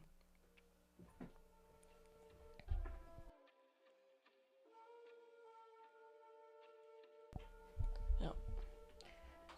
Now is the time for everyone to hydrate.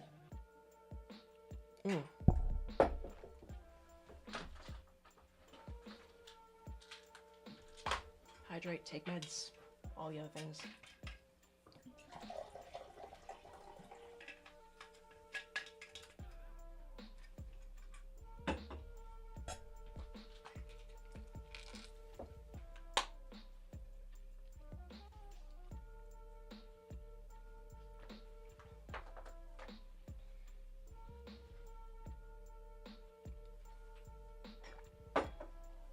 All right, 1 minute left.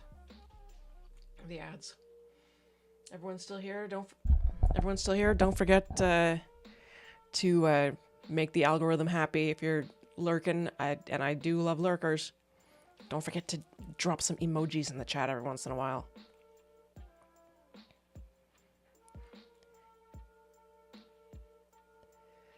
Just to, you know.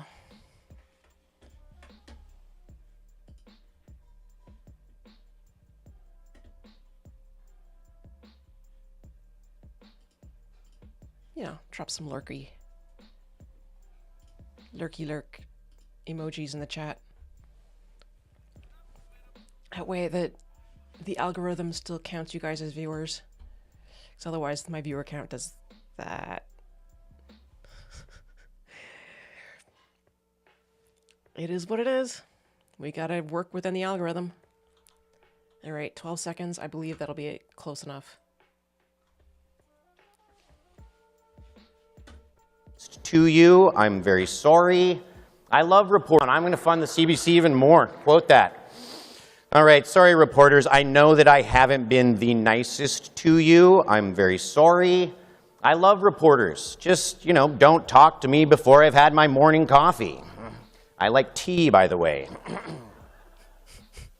Any NDP here? Any NDP? Oh, yeah. Whose +1 were you? Boom! Roasted. Don't worry, I will be roasting all relevant parties. The Green Party. Moving on. You know, I'd make fun of the Bloc, but honestly, I never know what they're even saying. It's crazy. Yeah. I'm late. I don't know. Is Mark Carney here? Oh. Who cares? Yeah. You know, it must have been annoying eating dinner next to the elbows up guy, right? Just up like that. Put him down, it's rude, okay? He's doing my ideas as well. Pipelines and firing everybody is what I would do. If this proves it wasn't my policies you didn't like, it really was me. Yeah, it really was. So this is the new me, okay? Take me in. I'm likable now. Yeah? Does anyone want to yell, "Lead us, Big Daddy"? Anyone want to yell it out? Please yell it out. All right. Well, before I leave, in honor of me and the Conservatives, I will reveal our new slogan.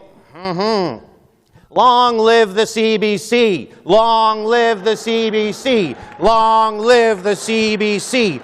Long live the CBC. That's right. Long live the CBC. Long live the CBC, everybody. Long live the CBC.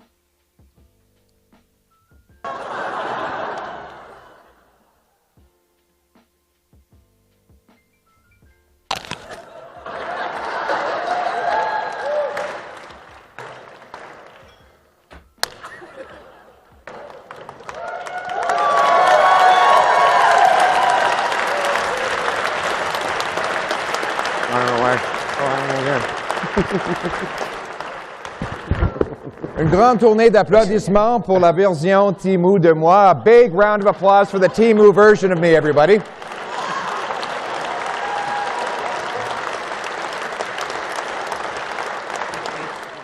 As you know, Chris stars on This Hour Has 22 Minutes, which is the second funniest satire on CBC after Power and Politics. You know, Chris is actually the most expensive comedian at the CBC, and in fact the most expensive in the entire world if you measure on a cost per laugh basis. Now, just to be clear, to all the CBC staff who are gathered here today, don't believe what you hear. And by the way, when I speak of CBC staff, I'm not just talking about the PMO comm shop, I'm talking about all of you. I never said I was going to shut down the CBC, I said I was going to defund it, which means that we can find some creative funding methods to keep it going. Like maybe they could move their head office to a Caribbean tax haven so that Brookfield could pay for it. The company might have some spare office space above that bicycle shop in Bermuda. Or another revenue source would be for David Cochrane to start charging for the water he carries for the Liberal Party. The third way is for me to donate royalties. And I'm announcing that I will do that today. Royalties for all those who copy me, imitate me, or steal my ideas. I think Mark Carney is here today. He wanted to have an impersonator of his own, but then he discovered that Mr. Burns is a cartoon, giving contracts to his closest family members. Now, parlons maintenant de la nation québécoise. Et bon, je sais que les journalistes québécois sont encore fâchés parce que j'ai refusé de les embarquer dans mon avion de campagne. Mais la prochaine fois, les journalistes du Devoir vont inviter. Ça va m'aider à dormir dans l'avion de campagne. Oui, il y a une nouvelle étude, il y a le Devoir ici, une nouvelle étude de Harvard qui montre que le meilleur remède pour l'insomnie, c'est l'éditorial de Mme Marie Vassal de 3000 mots. Mais Rad Khan, est-ce qu'on va inviter Rad Khan sur l'avion aussi? J'espère qu'on va permettre Rad Khan. Est-ce que Rad Khan est ici? Rad Khan, je ne sais pas, je vais inviter Rad Khan d'aller sur l'avion. Christiane Noël va parler avec ses deux sources conservatrices recyclées et anonymes à l'arrière de l'avion. En même temps, mais si vous êtes là, mes amis de Rad Khan, peut-être vous allez voir que je suis capable de bouger, même plus rapidement qu'une députée libérale dès qu'on lui parle de fling-flang. Mais blague à part, les choses vont mieux pour moi au Québec. Ben oui, même Pablo Rodriguez voudrait avoir ma popularité.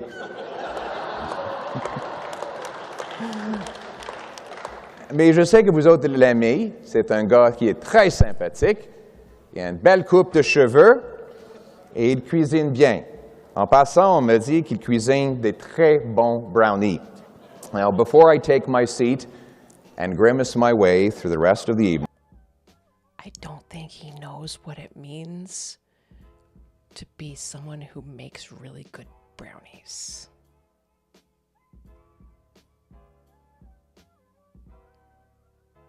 Because he didn't seem to get his own joke there. Is it just me? Et il cuisine bien. En passant, on me dit qu'il cuisine des très bons brownies. Now, before I take my seat. See, he didn't even leave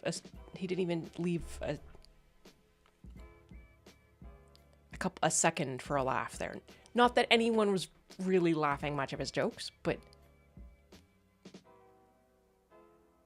I really don't think he understood. Oh man, the people who wrote his jokes should have explained them to him. Just a little bit. Okay. That was the French in his speech, all of the French in his speech. And I don't think anyone's going to be mad at me if we skip forward. For a little bit of help, here we go. Pierre keeps in. I I asked ChatGPT for a little bit of help. Here we go. Because he didn't expect Pierre Poilievre. Pierre keeps insisting his caucus is strong and united. Sure, united in looking for another job. Not bad, not bad. Ça doit pas être facile, hein, de voir Mark Carney quand même voler vos idées, vos députés, même Daniel Smith. Mais je pensais jamais que vous seriez aussi déprimé puis en manque d'amis que de venir chiller avec des journalistes. You have to give it to Pierre Poilievre. He really knows. It's so good. It's so good. Puis en manque d'amis, hein, de voir Mark Carney quand même voler vos idées, vos députés, même Daniel Smith.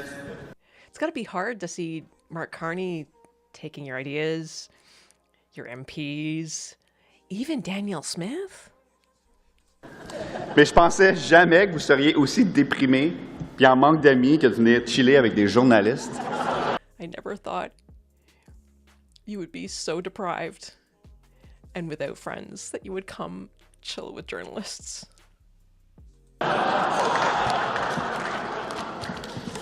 You have to give it to Pierre Poilievre. He really knows how to relate to the average Canadian. Price of gas, price of food, housing, crime. And I mean, who hasn't had a toxic relationship with their ex?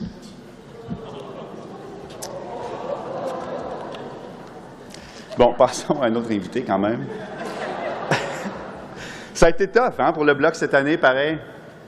Vous avez perdu une dizaine de députés, puis Terrebonne par un seul vote. En même temps, vous devez être content. Les tribunaux ont finalement reconnu que 50% plus 1, c'est assez pour gagner. On ne peut pas dire que le résultat n'était pas clair. Petite joke de clarté, là, OK. Oh, that was a referendum joke. That was a 20-year-old referendum joke. Oh. If you guys are still here and listening, if you get a chance, drop an emoji in chat. Let the algorithm know that you're still hanging out. I appreciate it.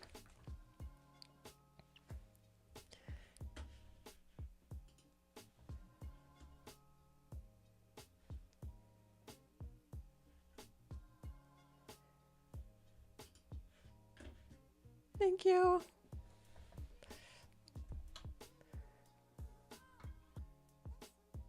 Thanks, Blaine. Everyone else is doing the full-on lurk, I guess. All right, let's keep going. C'est perdre Denis Trudel dans Longueuil-Saint-Hubert, littéralement par la peau des fesses. Monsieur Blanchet a célébré son 6e anniversaire comme député fédéral le 21 octobre dernier. Alors, j'espère que vous allez profiter allègrement de votre pension fédérale artificielle with very little meaning. Monsieur Blanchet nous a habitués à des discours fleuves. C'est pour ça qu'on s'est entendu que je le laisserai terminer son speech de l'année passée. Alors, mesdames et messieurs, le chef du Bloc québécois, Yves-François Blanchet. All right.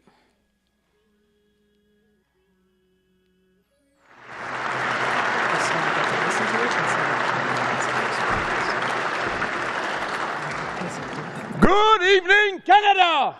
It's 20 minutes, guys, so... Sorry to crash your party. Enjoy.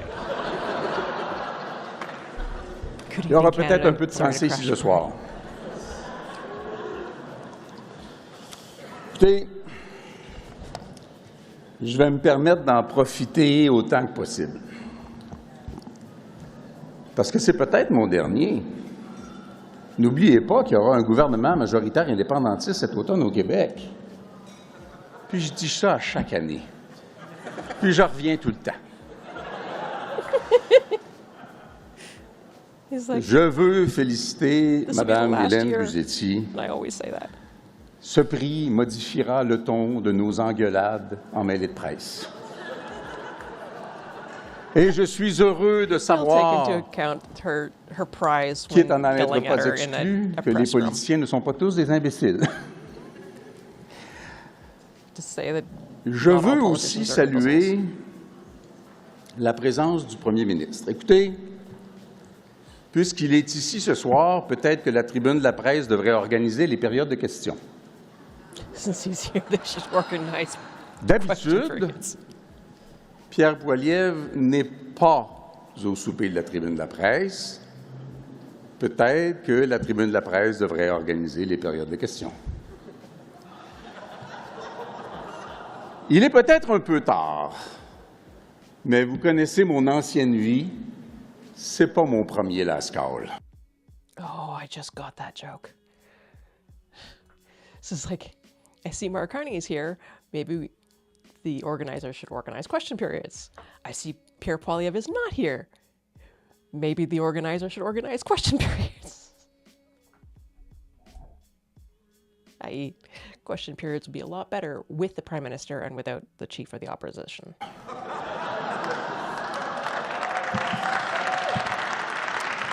Monsieur le Premier ministre, Monsieur le Président de la Chambre, my last part of it in English, the High Commissioner of United Kingdom is among us. And he's the friendliest English person I know. J'ai failli dire que le chef du Parti conservateur avait été remplacé, mais j'aurais pas su dire si c'était par M. Clark ou M. Charest.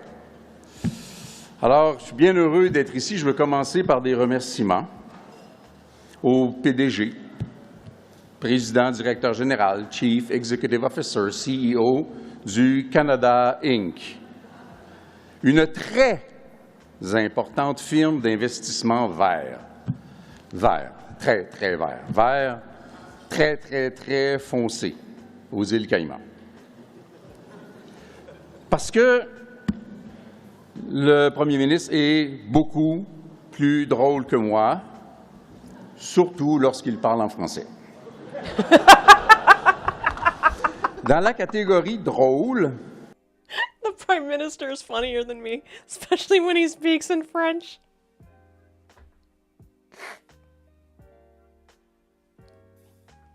Oh, man. Oh. Sorry, not chatting enough. He is funny, a great politician. It shouldn't all be on you, plain power, no worries. It's just a quieter day. That's all.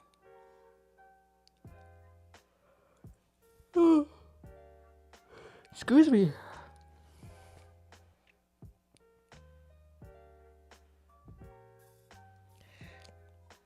You are out in Alberta, though. Do you how much speak French? Do you speak plain?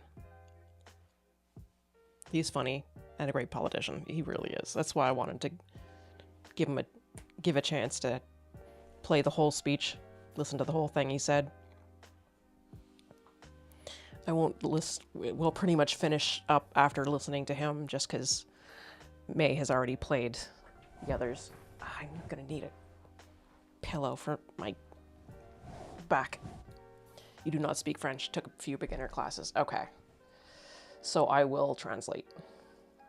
I'll translate the good jokes anyway. I'm not going to catch everything. I catch maybe 80%. 75, 80%. Just because I am English first my first language is English. I might have learned French in French immersion in school, but I then lost it and had to relearn it again. So I'm not perfect either. Fortunately, when I relearned it in a Francophone family, which helped. So I probably understand more than I would have otherwise, but still, you can catch a few words and helps your brain recognize French words. Yeah. It's good practice, even if you don't speak a ton, to listen in French. And I'll translate the good stuff, at least the stuff that I catch. parce qu'à cet exercice-là, j'ai déjà été à Québec.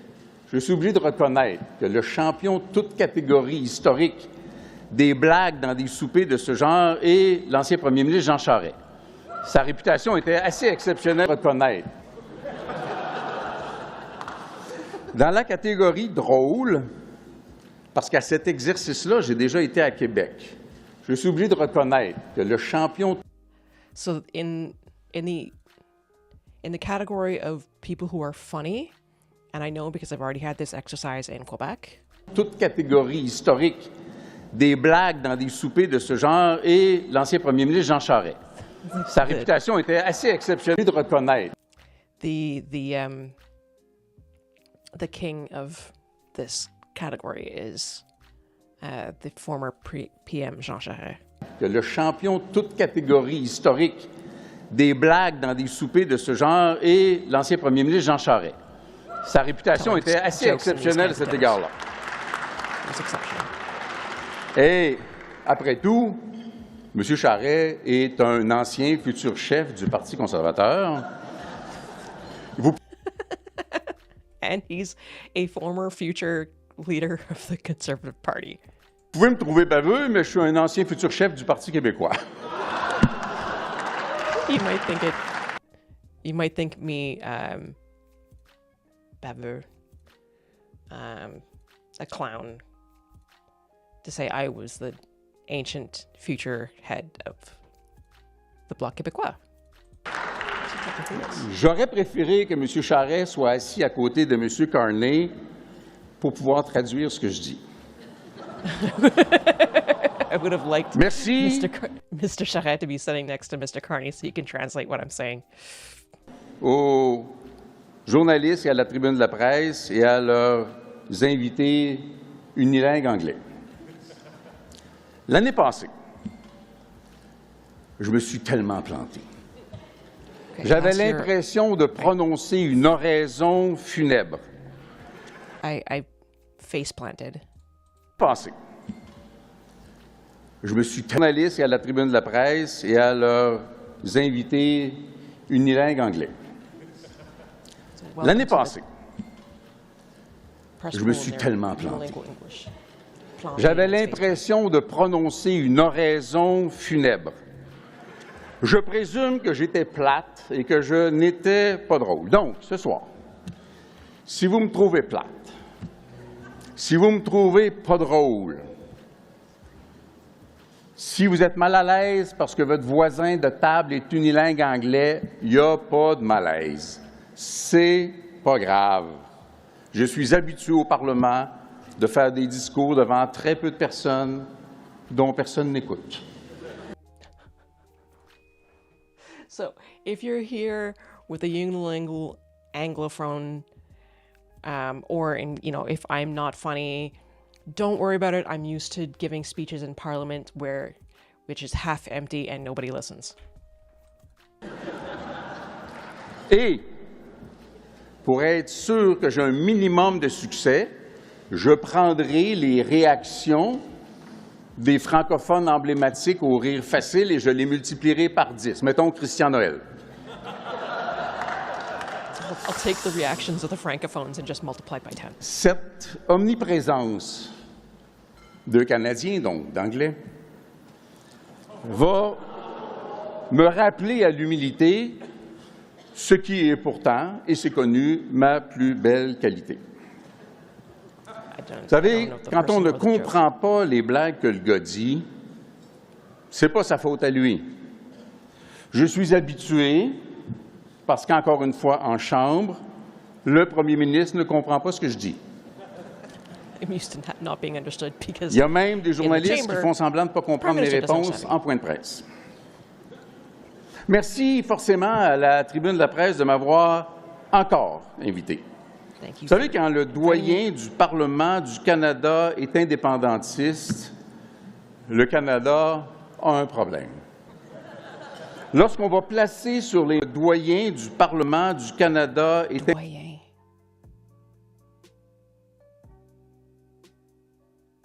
Doyen.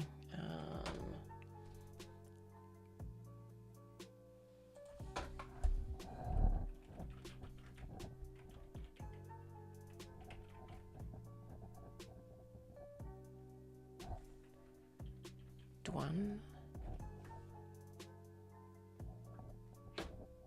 That's what I thought. Douanier. The customs guy. Merci forcément à la tribune de la presse de m'avoir encore invité. So, douane is a border. So, like a border between Canada and the US is a douane. Douanier is, I guess, the border guard. Vous savez, quand le doyen du Parlement du Canada est indépendantiste, so you know when the border guard of the Canadian Parliament is independent, it is a separatist. le Canada a un problème. Canada has a problem. Lorsqu'on va placer sur les murs du Parlement le portrait de Louis Plamondon, c'est comme si on mettait le portrait de Napoléon Bonaparte sur les murs de Westminster.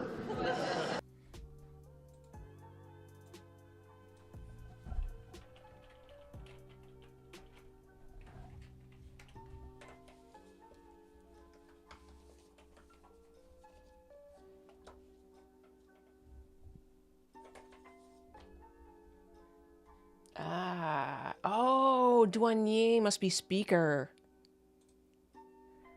So when the Speaker of the House... That makes more sense. So when the Speaker of the House... You know, when the Speaker of the House is a separatist, that Canada's got a problem. And putting up his portrait in the halls of Parliament is kind of like if the French... Hang on. Mur du Parlement, le portrait de Louis Plamondon, c'est comme si on mettait le portrait de Napoléon Bonaparte sur les murs de Westminster. It's kind of like putting the portrait of Napoleon Bonaparte in the halls of Westminster in the UK. Eek. Because, yeah, that terrified them. Napoleon terrified the bleep out of the Brits. Mais quand le plus ancien chef de parti reconnu au Parlement est aussi un indépendantiste, c'est que les jours du Canada sont comptés. Un chef de parti reconnu au Parlement. Portrait de Napoléon Bonaparte sur les murs de Westminster. Mais quand le plus ancien chef de parti reconnu au Parlement est aussi un indépendantiste, c'est que les jours du Canada sont comptés.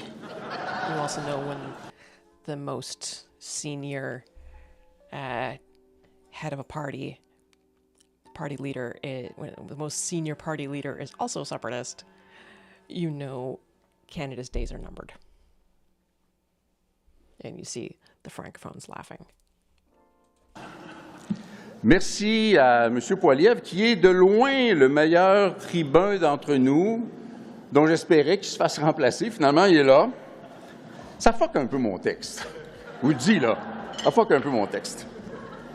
Le problème de Pierre, ce n'est ni l'éloquence, ni la maîtrise des deux langues, l'anglais pour le Canada, le français pour le Québec. Le problème, il est ailleurs. Bref, puisqu'avant cette fois-ci, Pierre n'est jamais venu au souper de la tribune de la presse, j'ai voulu lui offrir des conseils. J'ai dû tomber sur une mauvaise journée, une rare mauvaise journée. You're just here lurking. Thank you for the lurk, Nora. I appreciate you. I appreciate you so much. I know you're not going to catch much of this, but I appreciate you. Thank you. Nora's going to help me with my Discord too, which needs some help to make it more professional. Okay, hang on. Let me just back it up again so I can catch this joke. Ailleurs. Bref, ça fuck un peu mon texte. Je vous le dis, là. Ça fuck un peu mon texte. So, yeah, he didn't know Pierre Poilievre was coming, right? Before he wrote his text. That's what he's saying here. So the problem with Pierre Poilievre is... Le problème de Pierre, ce n'est ni l'éloquence, ni la maîtrise des deux langues, l'anglais pour le Canada. It's neither something I missed, neither is it the mastery of the English and the French language. Le français pour le Québec. Le problème, il est ailleurs. Bref, puisqu'avant cette fois-ci, Pierre n'est jamais venu au souper de la tribune de la presse, j'ai voulu lui offrir des conseils. So before now, he's never come to the press evening, and I wanted to give him advice. J'ai dû tomber sur une mauvaise journée, une rare. He's giving, as he's telling a story. So one day he felt he happened to have a bad day, a rare bad day. Mauvaise journée, Pierre boudait. Pierre Imaginez, Pierre boudait. C'est si rare. Et pourtant, la règle de base.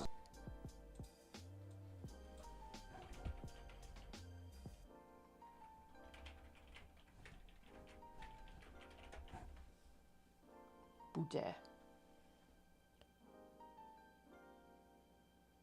Sulked. Boudet. Here's a new word for everyone. Boudet means sulked. Ah, I missed it.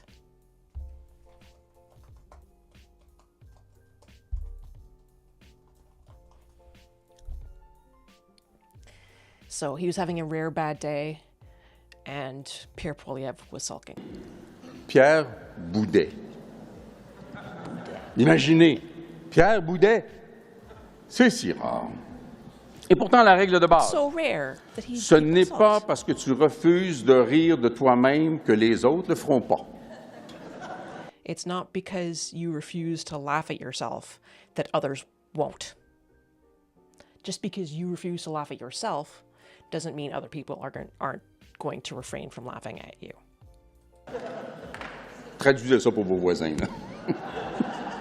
Translate that for Avant yourself. Mark Carney, j'étais le plus vieux chef du Parlement en termes d'âge. Before Mark Carney, I was the oldest party leader in Parliament. Puis Mark Carney est arrivé. Then Mark Carney Il est arrived. plus vieux que moi. He Oui, is oui, older oui. than me. He is D'un mois. D'un By 1 mois. month. Plus vieux d'un Just 1 mois. month. Mais rassure-toi, Mark, personne ne me croit. But reassure yourself, Mark. Nobody believes me. Tous les dames, elles Especially not the women. disent toutes au moins 15 ans plus vieux. They think you're at least Mais 15 tellement years plus older. riche. But you're so Son much richer. portefeuille d'actions dans le pétrole le rend beaucoup plus riche qu'Éric Lapointe avant qu'il ne soit. His oil portfolio alone makes him richer than Sobre. someone else. Son portefeuille d'actions dans le pétrole le rend beaucoup plus riche qu'Éric Lapointe avant qu'il ne soit sobre.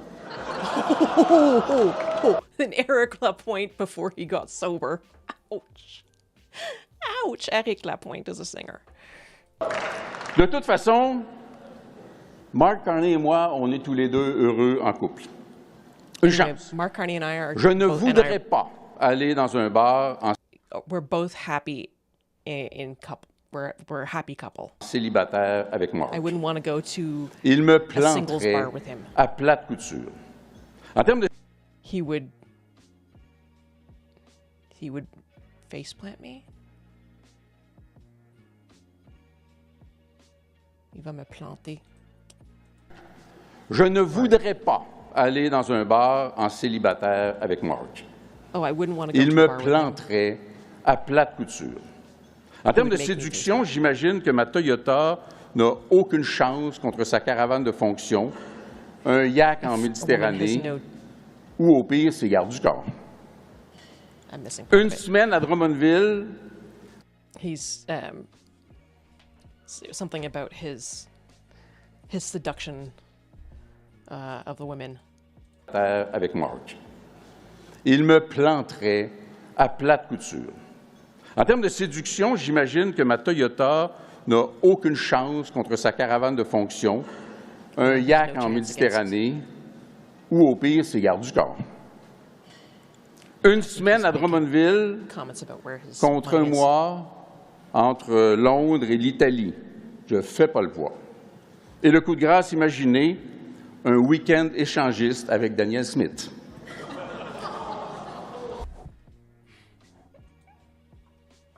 Londres et l'Italie.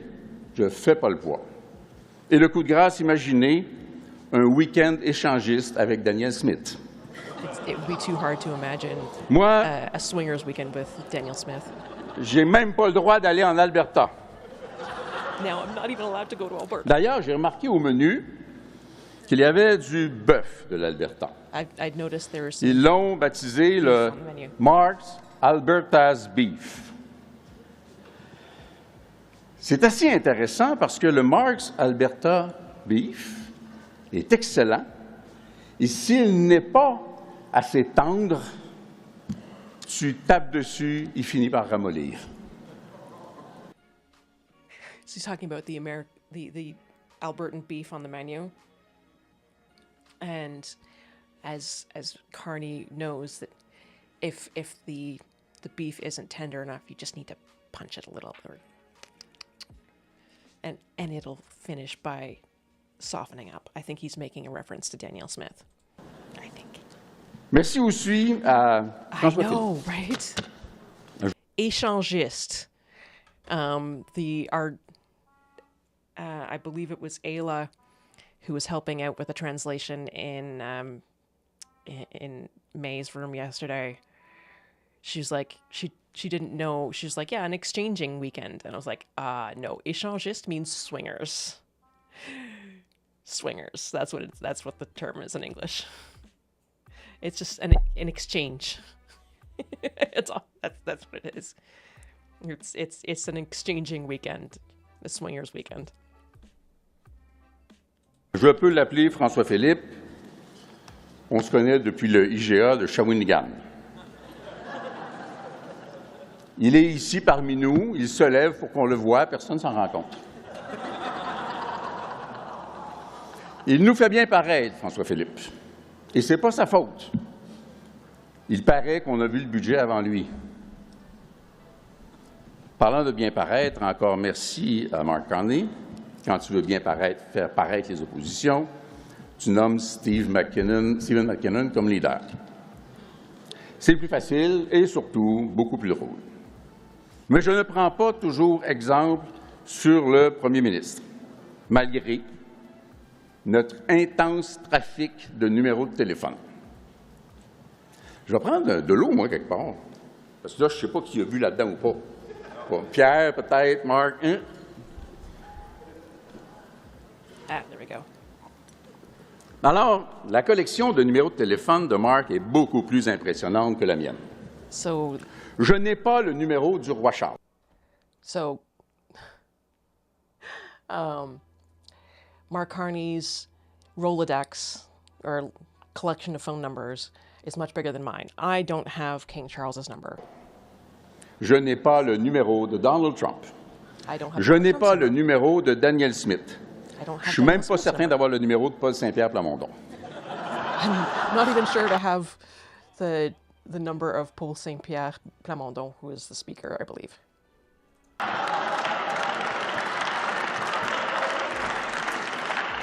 Mais le premier ministre, lui, il a l'intelligence de laisser faire à un moment donné, d'abandonner, des fois. But the Prime Minister, he's smart enough to know when to give up on things. Pendant que moi, j'essaie encore de me mettre copain en même temps avec les indépendantistes de l'Alberta et les écologistes de la Colombie-Britannique. While I'm still trying to become Pendant que friends moi, j'essaie encore de me mettre copain en même temps avec les indépendantistes de l'Alberta. I'm trying to be friends at the same time with the separatists in Quebec. Sorry, the separatists in Alberta Et les écologistes de la Colombie-Britannique. and the ecologists, the green people in Quebec. Je ne gagerai pas sur moi-même et faites surtout pas ça. En passant, il reste juste un Stephen au Conseil des ministres. There's just anyway. Le there's 25 only cents one est tombé. there's only one Stephen left in the...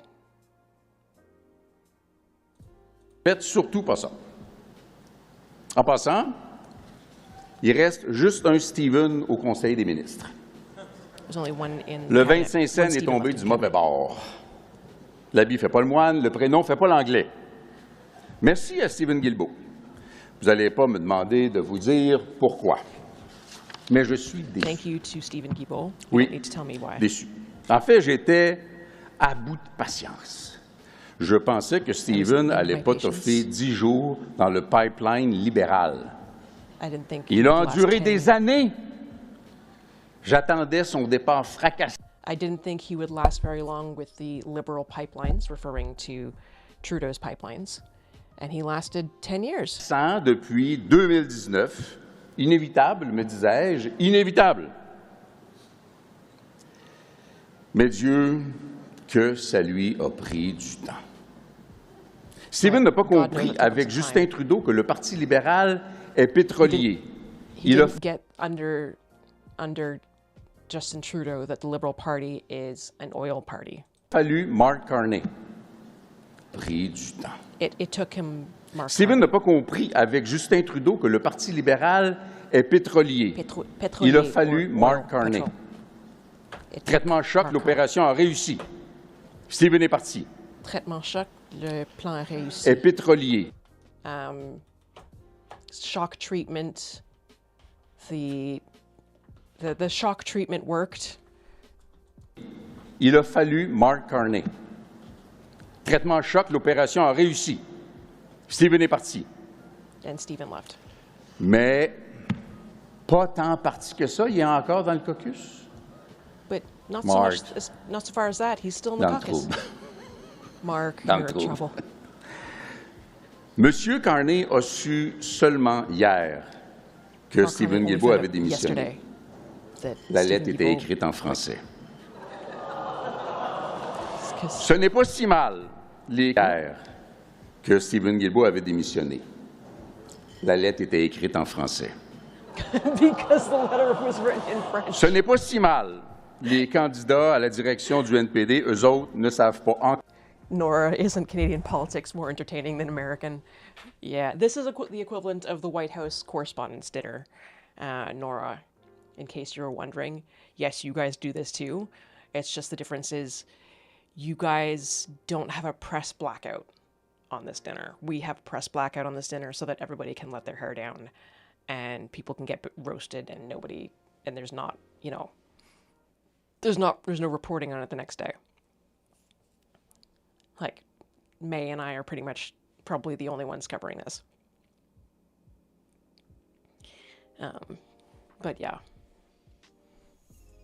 I really like this guy. He's so funny. His comedic timing is so good. Encore que Stephen est parti. Ce n'est pas si mal. Les candidats à la direction du NPD, eux autres, ne savent pas encore que Stephen est parti. It's okay. The NDP D'ailleurs, leadership candidates still don't know he's left. on avait ce soir un menu exceptionnel. Il manquait un élément We had a menu, qui aurait pu être special menu inspiré du premier ministre, la soupe Carney. C'est un potage. The only thing that was missing from this excellent menu was carney soup. It's a... Aux couleuvres. D'ailleurs, on avait ce soir un menu exceptionnel. Il manquait un élément qui aurait pu être inspiré du premier ministre, la soupe Carney. C'est un potage aux couleuvres. Stephen aurait aimé. Oh, Mario Dumont. and Mark Carney's probably not going to get this joke either. So the only thing missing from this excellent menu was a dish inspired by the Prime Minister. Soup carney, which is a pottage. It's a thick soup. A pottage of grass snakes. couleuvre, which is a less well-known, is a specific term for a type of snake, a grass snake, not a serpent. The Anglos might catch serpent. No way in heck are they going to pick up on what couleuvre means without someone translating for them. A suggéré le jour même de la démission de Stephen, je vous jure, que Stephen s'en aille au NPD. Chef, demain. Suggéré le jour même de la démission de Stephen, je vous jure. It was even suggested the same day that Stephen quit. Que Stephen s'en aille au NPD. Chef, demain. That he could go to the NDP and become their leader tomorrow. D'abord, il y a quelque chose dans l'eau de TVA depuis les coupures de poste. There's been something in the water at TVA. Il faudrait prendre une partie du 150 millions de Radio-Canada et l'envoyer au privé. Mais au... Ooh, okay. Those are jokes that are specific to French. The politics behind French journalism. Au nom de notre ancienne collaboration, j'ai pensé faire kidnapper Stephen et le cacher dans un monastère bouddhiste. Après tout, il connaît ça, la séquestration. Mais il y a une limite au nombre de gaffes qu'un seul gars peut faire dans une seule vie. Dans un monastère bouddhiste. Après tout, il connaît ça, la séquestration. Mais au nom de notre ancienne collaboration, j'ai pensé faire... But in the name of our prior collaboration, faire kidnapper Stephen et le cacher dans un monastère. I would kidnap Stephen and take him to a Buddhist monastery. It would be no difference to him. He's used to being ostracized. Monastère bouddhiste. On the outside. Après tout, il connaît ça, la séquestration. Mais il y a une limite au nombre de gaffes qu'un seul gars peut faire dans une seule vie. But there's a limit to the number Stephen, of mistakes. tu peux rester au caucus libéral. Mon Dieu. There's a limit to a number of mistakes a guy can make in a single lifetime. Mais il y a une limite au nombre de gaffes qu'un seul gars peut faire dans une seule vie. Stephen, tu peux rester au caucus libéral. Mon Dieu, Stephen. mon Dieu, mon Dieu. Faites que Stephen, you can stay in the Liberal caucus. My God, my God, my Stephen God, reste Stephen. au caucus libéral. You can stay in Liberal Tu viens au caucus. bloc si tu veux, sauf que je garde Patrick Bonin. You can come to the Bloc caucus if you'd like, but I'm... Mon Dieu, mon Dieu, mon Dieu. Faites que Stephen reste au caucus libéral. Please keep... Tu viens au bloc... My God, please let him stay in the Liberal caucus. Si tu veux, sauf que je garde Patrick Bonin. Je vais t'expliquer. Garde Patrick... I don't know what he's not keeping anything in particular for him. So he's probably not going to get any shadow. He wouldn't get like a shadow position. D'abord, oubliez le NPD. Il refuse les candidatures francophones. Il paraît que les conservateurs te gardent le siège de Chris d'Entremont. Oubliez le NPD. Il refuse les candidatures francophones. Il paraît que les conservateurs te gardent le siège de Chris d'Entremont. Et au besoin, tu as des choix, là. Ton auto électrique est toute propre. Élisabeth s'en est occupée. Tu as plein d'options, mais reste au caucus libéral de grâce. Et écoutez, on ne va pas se mettre à parler d'environnement. Encore moins de climat. Mark Carney ne fait pas ça. Il ne parle pas d'environnement et de climat. Pierre Poilievre ne fait pas ça. Il ne parle pas. Yeah, we're going to talk about the environment and climate. Stephen Harper doesn't talk about the environment or climate change. Pierre Poilievre doesn't talk about the environment or climate change. The Bloc Québécois does. Pas d'environnement et de climat. Élisabeth May a voté pour le budget. C'est correct. Liz May Mark will vote for Carney the a budget. promis de respecter les cibles du Canada pendant 24 heures. Qui a pété la balloune? That's okay. Mark Carney promised to follow the Paris climate agreements. Stephen. Pas fait. C'est correct. Mark Carney a promis de respecter les cibles du Canada pendant 24 heures. Qui a pété la balloune? Stephen. Pas fair! And like 24 hours later, Alors, tout va who bien, popped the pourquoi balloon? douter? Stephen. As in, he signed his MOU with Alberta 24 hours later. Plus personne ne parle de climat, à part Bonin. No one's Mark talking about Carney it. ne voulait surtout pas ressembler Except for- à Justin Trudeau. Puis, je suis pas plus fou. A dwarf? Ne parle de climat, à part Bonin. Mark Carney ne voulait surtout pas ressembler à Justin Trudeau. Puis, je suis pas plus fou. He didn't want to look like Justin Trudeau. Moi, je suis That's not écœuré de crazy. toutes ces patentes d'écologistes-là. Là. Je suis tanné, j'en peux plus. Je suis plus capable. Fait que, on va faire comme les autres. Puis c'est pas vrai que je vais aller téter Guilbeault en plus. Donc, sérieux. I'm missing bits. Élection Serious. 2025. Mark Carney a été le meilleur. 25, 20. Évidemment. Le plus fin. Le meilleur. Le plus beau. Le plus intelligent. Le plus... Mark, c'est pas vrai que je vais aller téter Guilbeault en plus. Donc, sérieux. Élection 2025. 2025 Mark Carney election. a été le meilleur. Évidemment. Mark Carney was the Le best. plus fin. Le meilleur. this Le plus beau. gentlest- Le plus intelligent. Le plus grand. Best. Mathématicien most- et diplomate. Le Uber. The best looking, le plus fin. Yeah, the nicest, the best looking. Oh man. Donc, sérieux. Élection 2025. Mark Carney a été le meilleur. Évidemment. Le Best. plus fin. Le meilleur. Nicest. Le plus beau. best. Le plus intelligent. The Le best plus grand. looking, the Mathématicien et diplomate. Le tallest. Uber Reeve de l'astropétrole. L'archimède de la... the mathematician and economist, the most something about the oil industry. meilleur, le plus beau, le plus intelligent, le plus grand, mathématicien et diplomate, le Uber Reeve de l'astropétrole, l'archimède de la séquestration carbone, le Jean Charest, le plus grand, mathématicien et diplomate, le Uber Reeve de l'astropétrole, l'archimède de la séquestration carbone, le Jean Charest du libre-échange, le Napoléon du 51e État.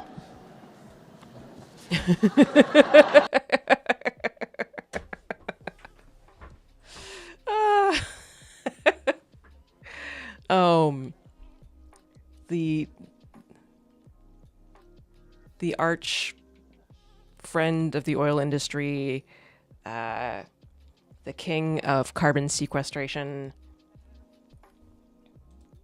L'archimède de la séquestration carbone, le Jean Charest du libre-échange, le Napoléon The Jean Charest of free trade, du 51e État.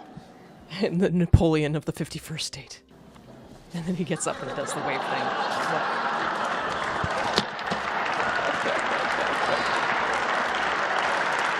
Le plus beau, Marc, c'est que je le savais que tu le croirais.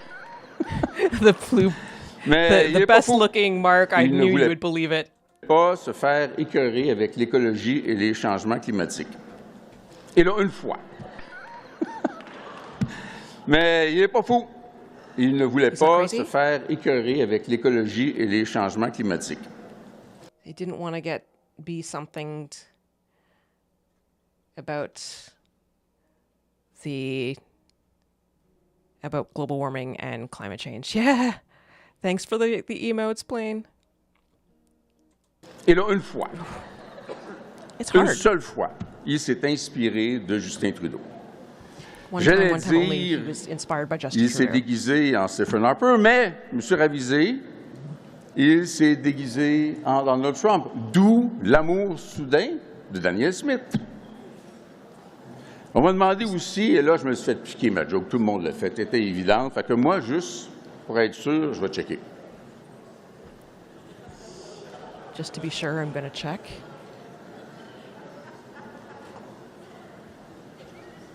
behind the curtain. À part le décor douteux, Andrew Scheer n'est pas là.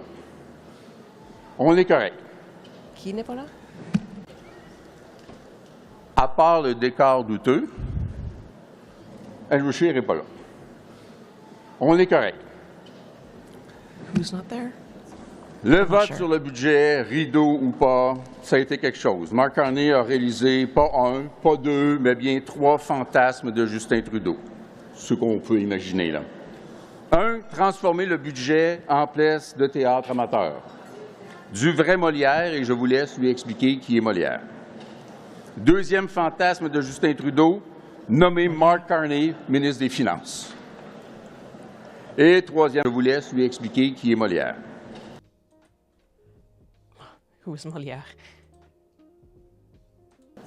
Le vote sur le budget, rideau ou pas, ça a été quelque chose. Mark Carney a réalisé pas un, pas deux, mais bien 3 fantasmes de Justin Trudeau. So the whole thing on the budget was something. Mark Carney had not 1 but 2 but 3 ghosts of Justin Trudeau. Ce qu'on peut imaginer, là. 1, transformer le budget en pièce de théâtre amateur. Du vrai Molière, et je vous laisse lui expliquer qui est Trudeau. It's hard to... Ce qu'on peut imaginer, là. 1, transformer le budget en pièce de théâtre amateur. Du vrai Molière...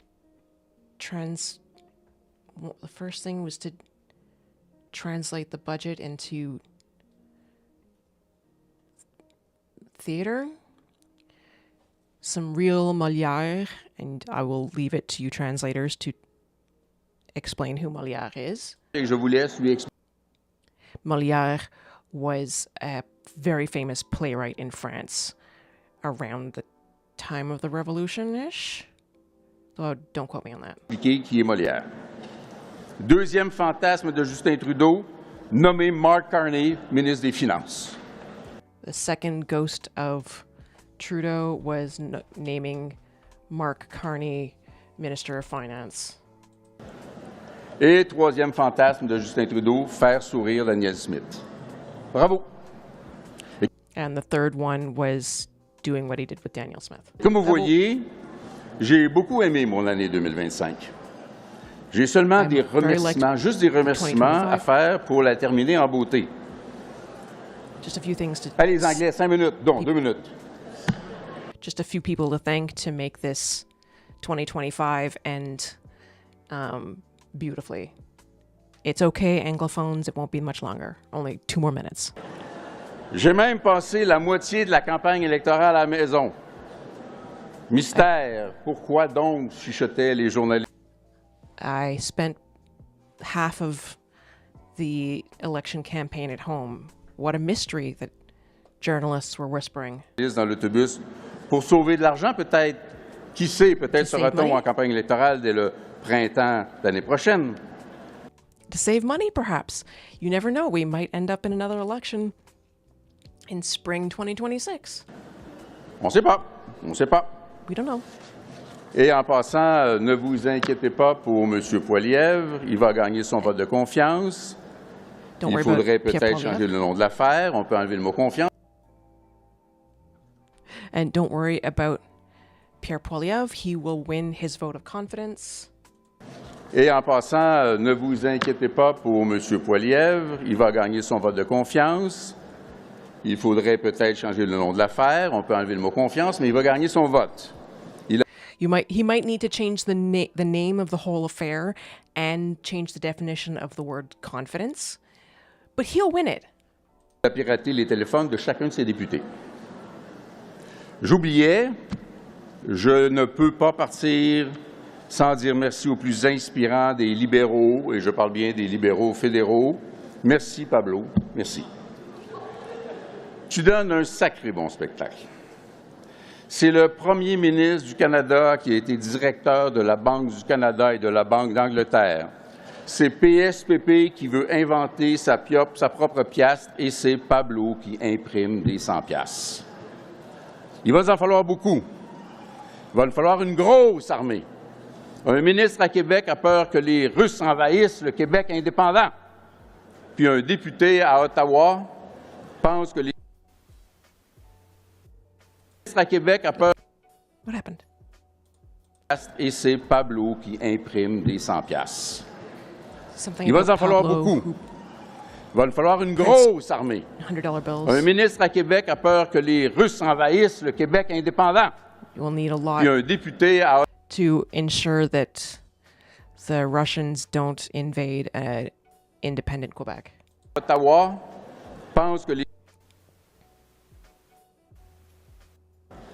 J'allais dire, il paraît que c'est Jean Chrétien qui le leur a dit, mais dans les circonstances, je dirais, il paraît que c'est Jean Charest qui le leur a dit.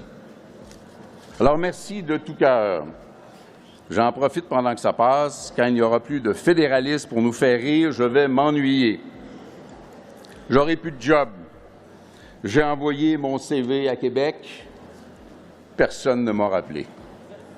Alors, merci. Félicitations à la presse libre, indépendante et autant que possible. He's bored in his job, but he sent his CV to Quebec City and he hasn't heard back. Personne ne m'a rappelé. Alors, merci. Félicitations à la presse libre, indépendante et autant que possible française. Et de très joyeuses fêtes à tout le monde. Merci.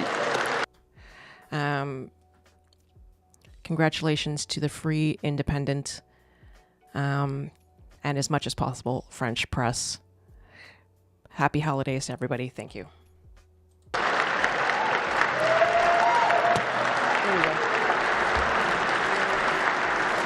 I think that'll be the last of it because the rest was played yesterday in English. There's not much French left.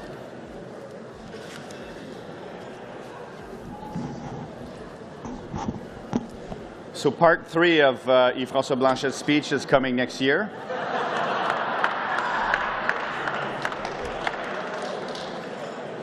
All right. Wasn't that fun? Sure, you guys might not have understood everything, but that was fun, right? Canadian politics are so much more fun than American. So much funnier. I should pay more attention to it. And I will. I will. Okay, let's see. How are we doing today?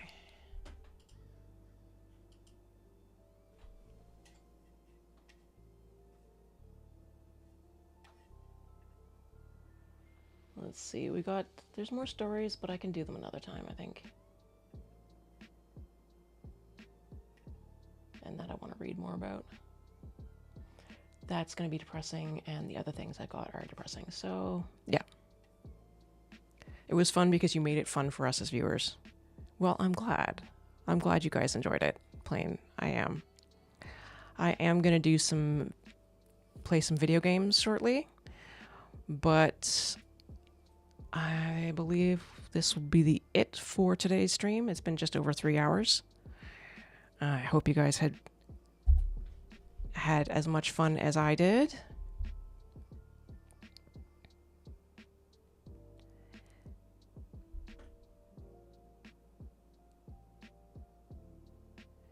And you know what?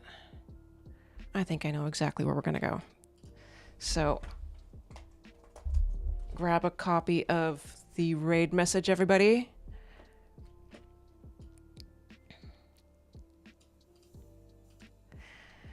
We're going to go into a bigger chatter's place. So the more viewers who are around who can grab a copy of the raid message, the better.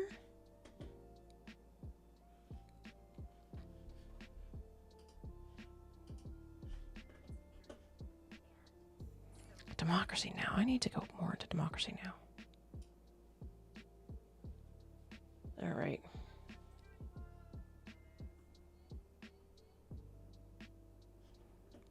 Hey, Elemental. Yay, you're there. I'm probably going to be going into Moria. Oh, that's what I'm hearing.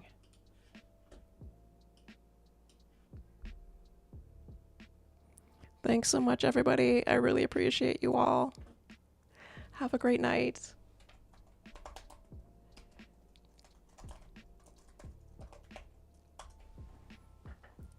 What? Oh, I can't raid with less than 5 viewers. Shoot.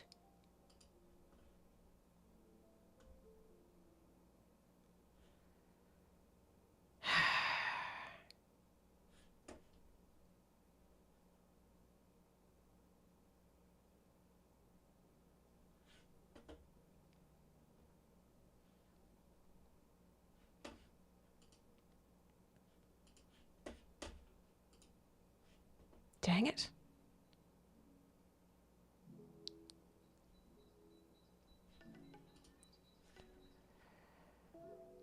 Hang on a second. I have an idea. This is temporary, Al.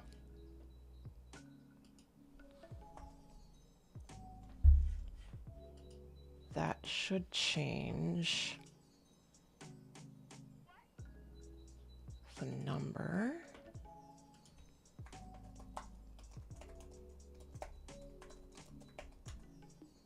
Nope. We lost too many people.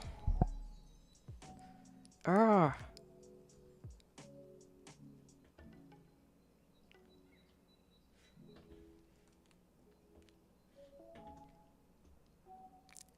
I knew I should have messaged that person.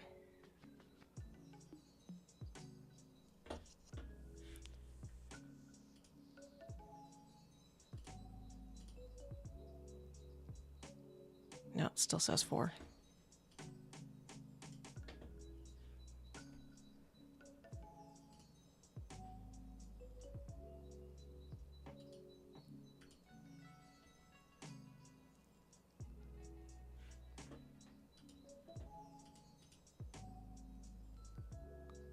Nope. I cannot raid with less than 5 viewers. All right.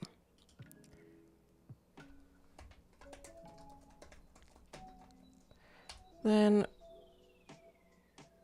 we will raid someone else. All good. See you guys there. Thanks so much, everyone. Enjoy we're gonna go see a dear friend who's, I believe, doing some art. Have a great night, everyone. Thank you so much for joining. Bye.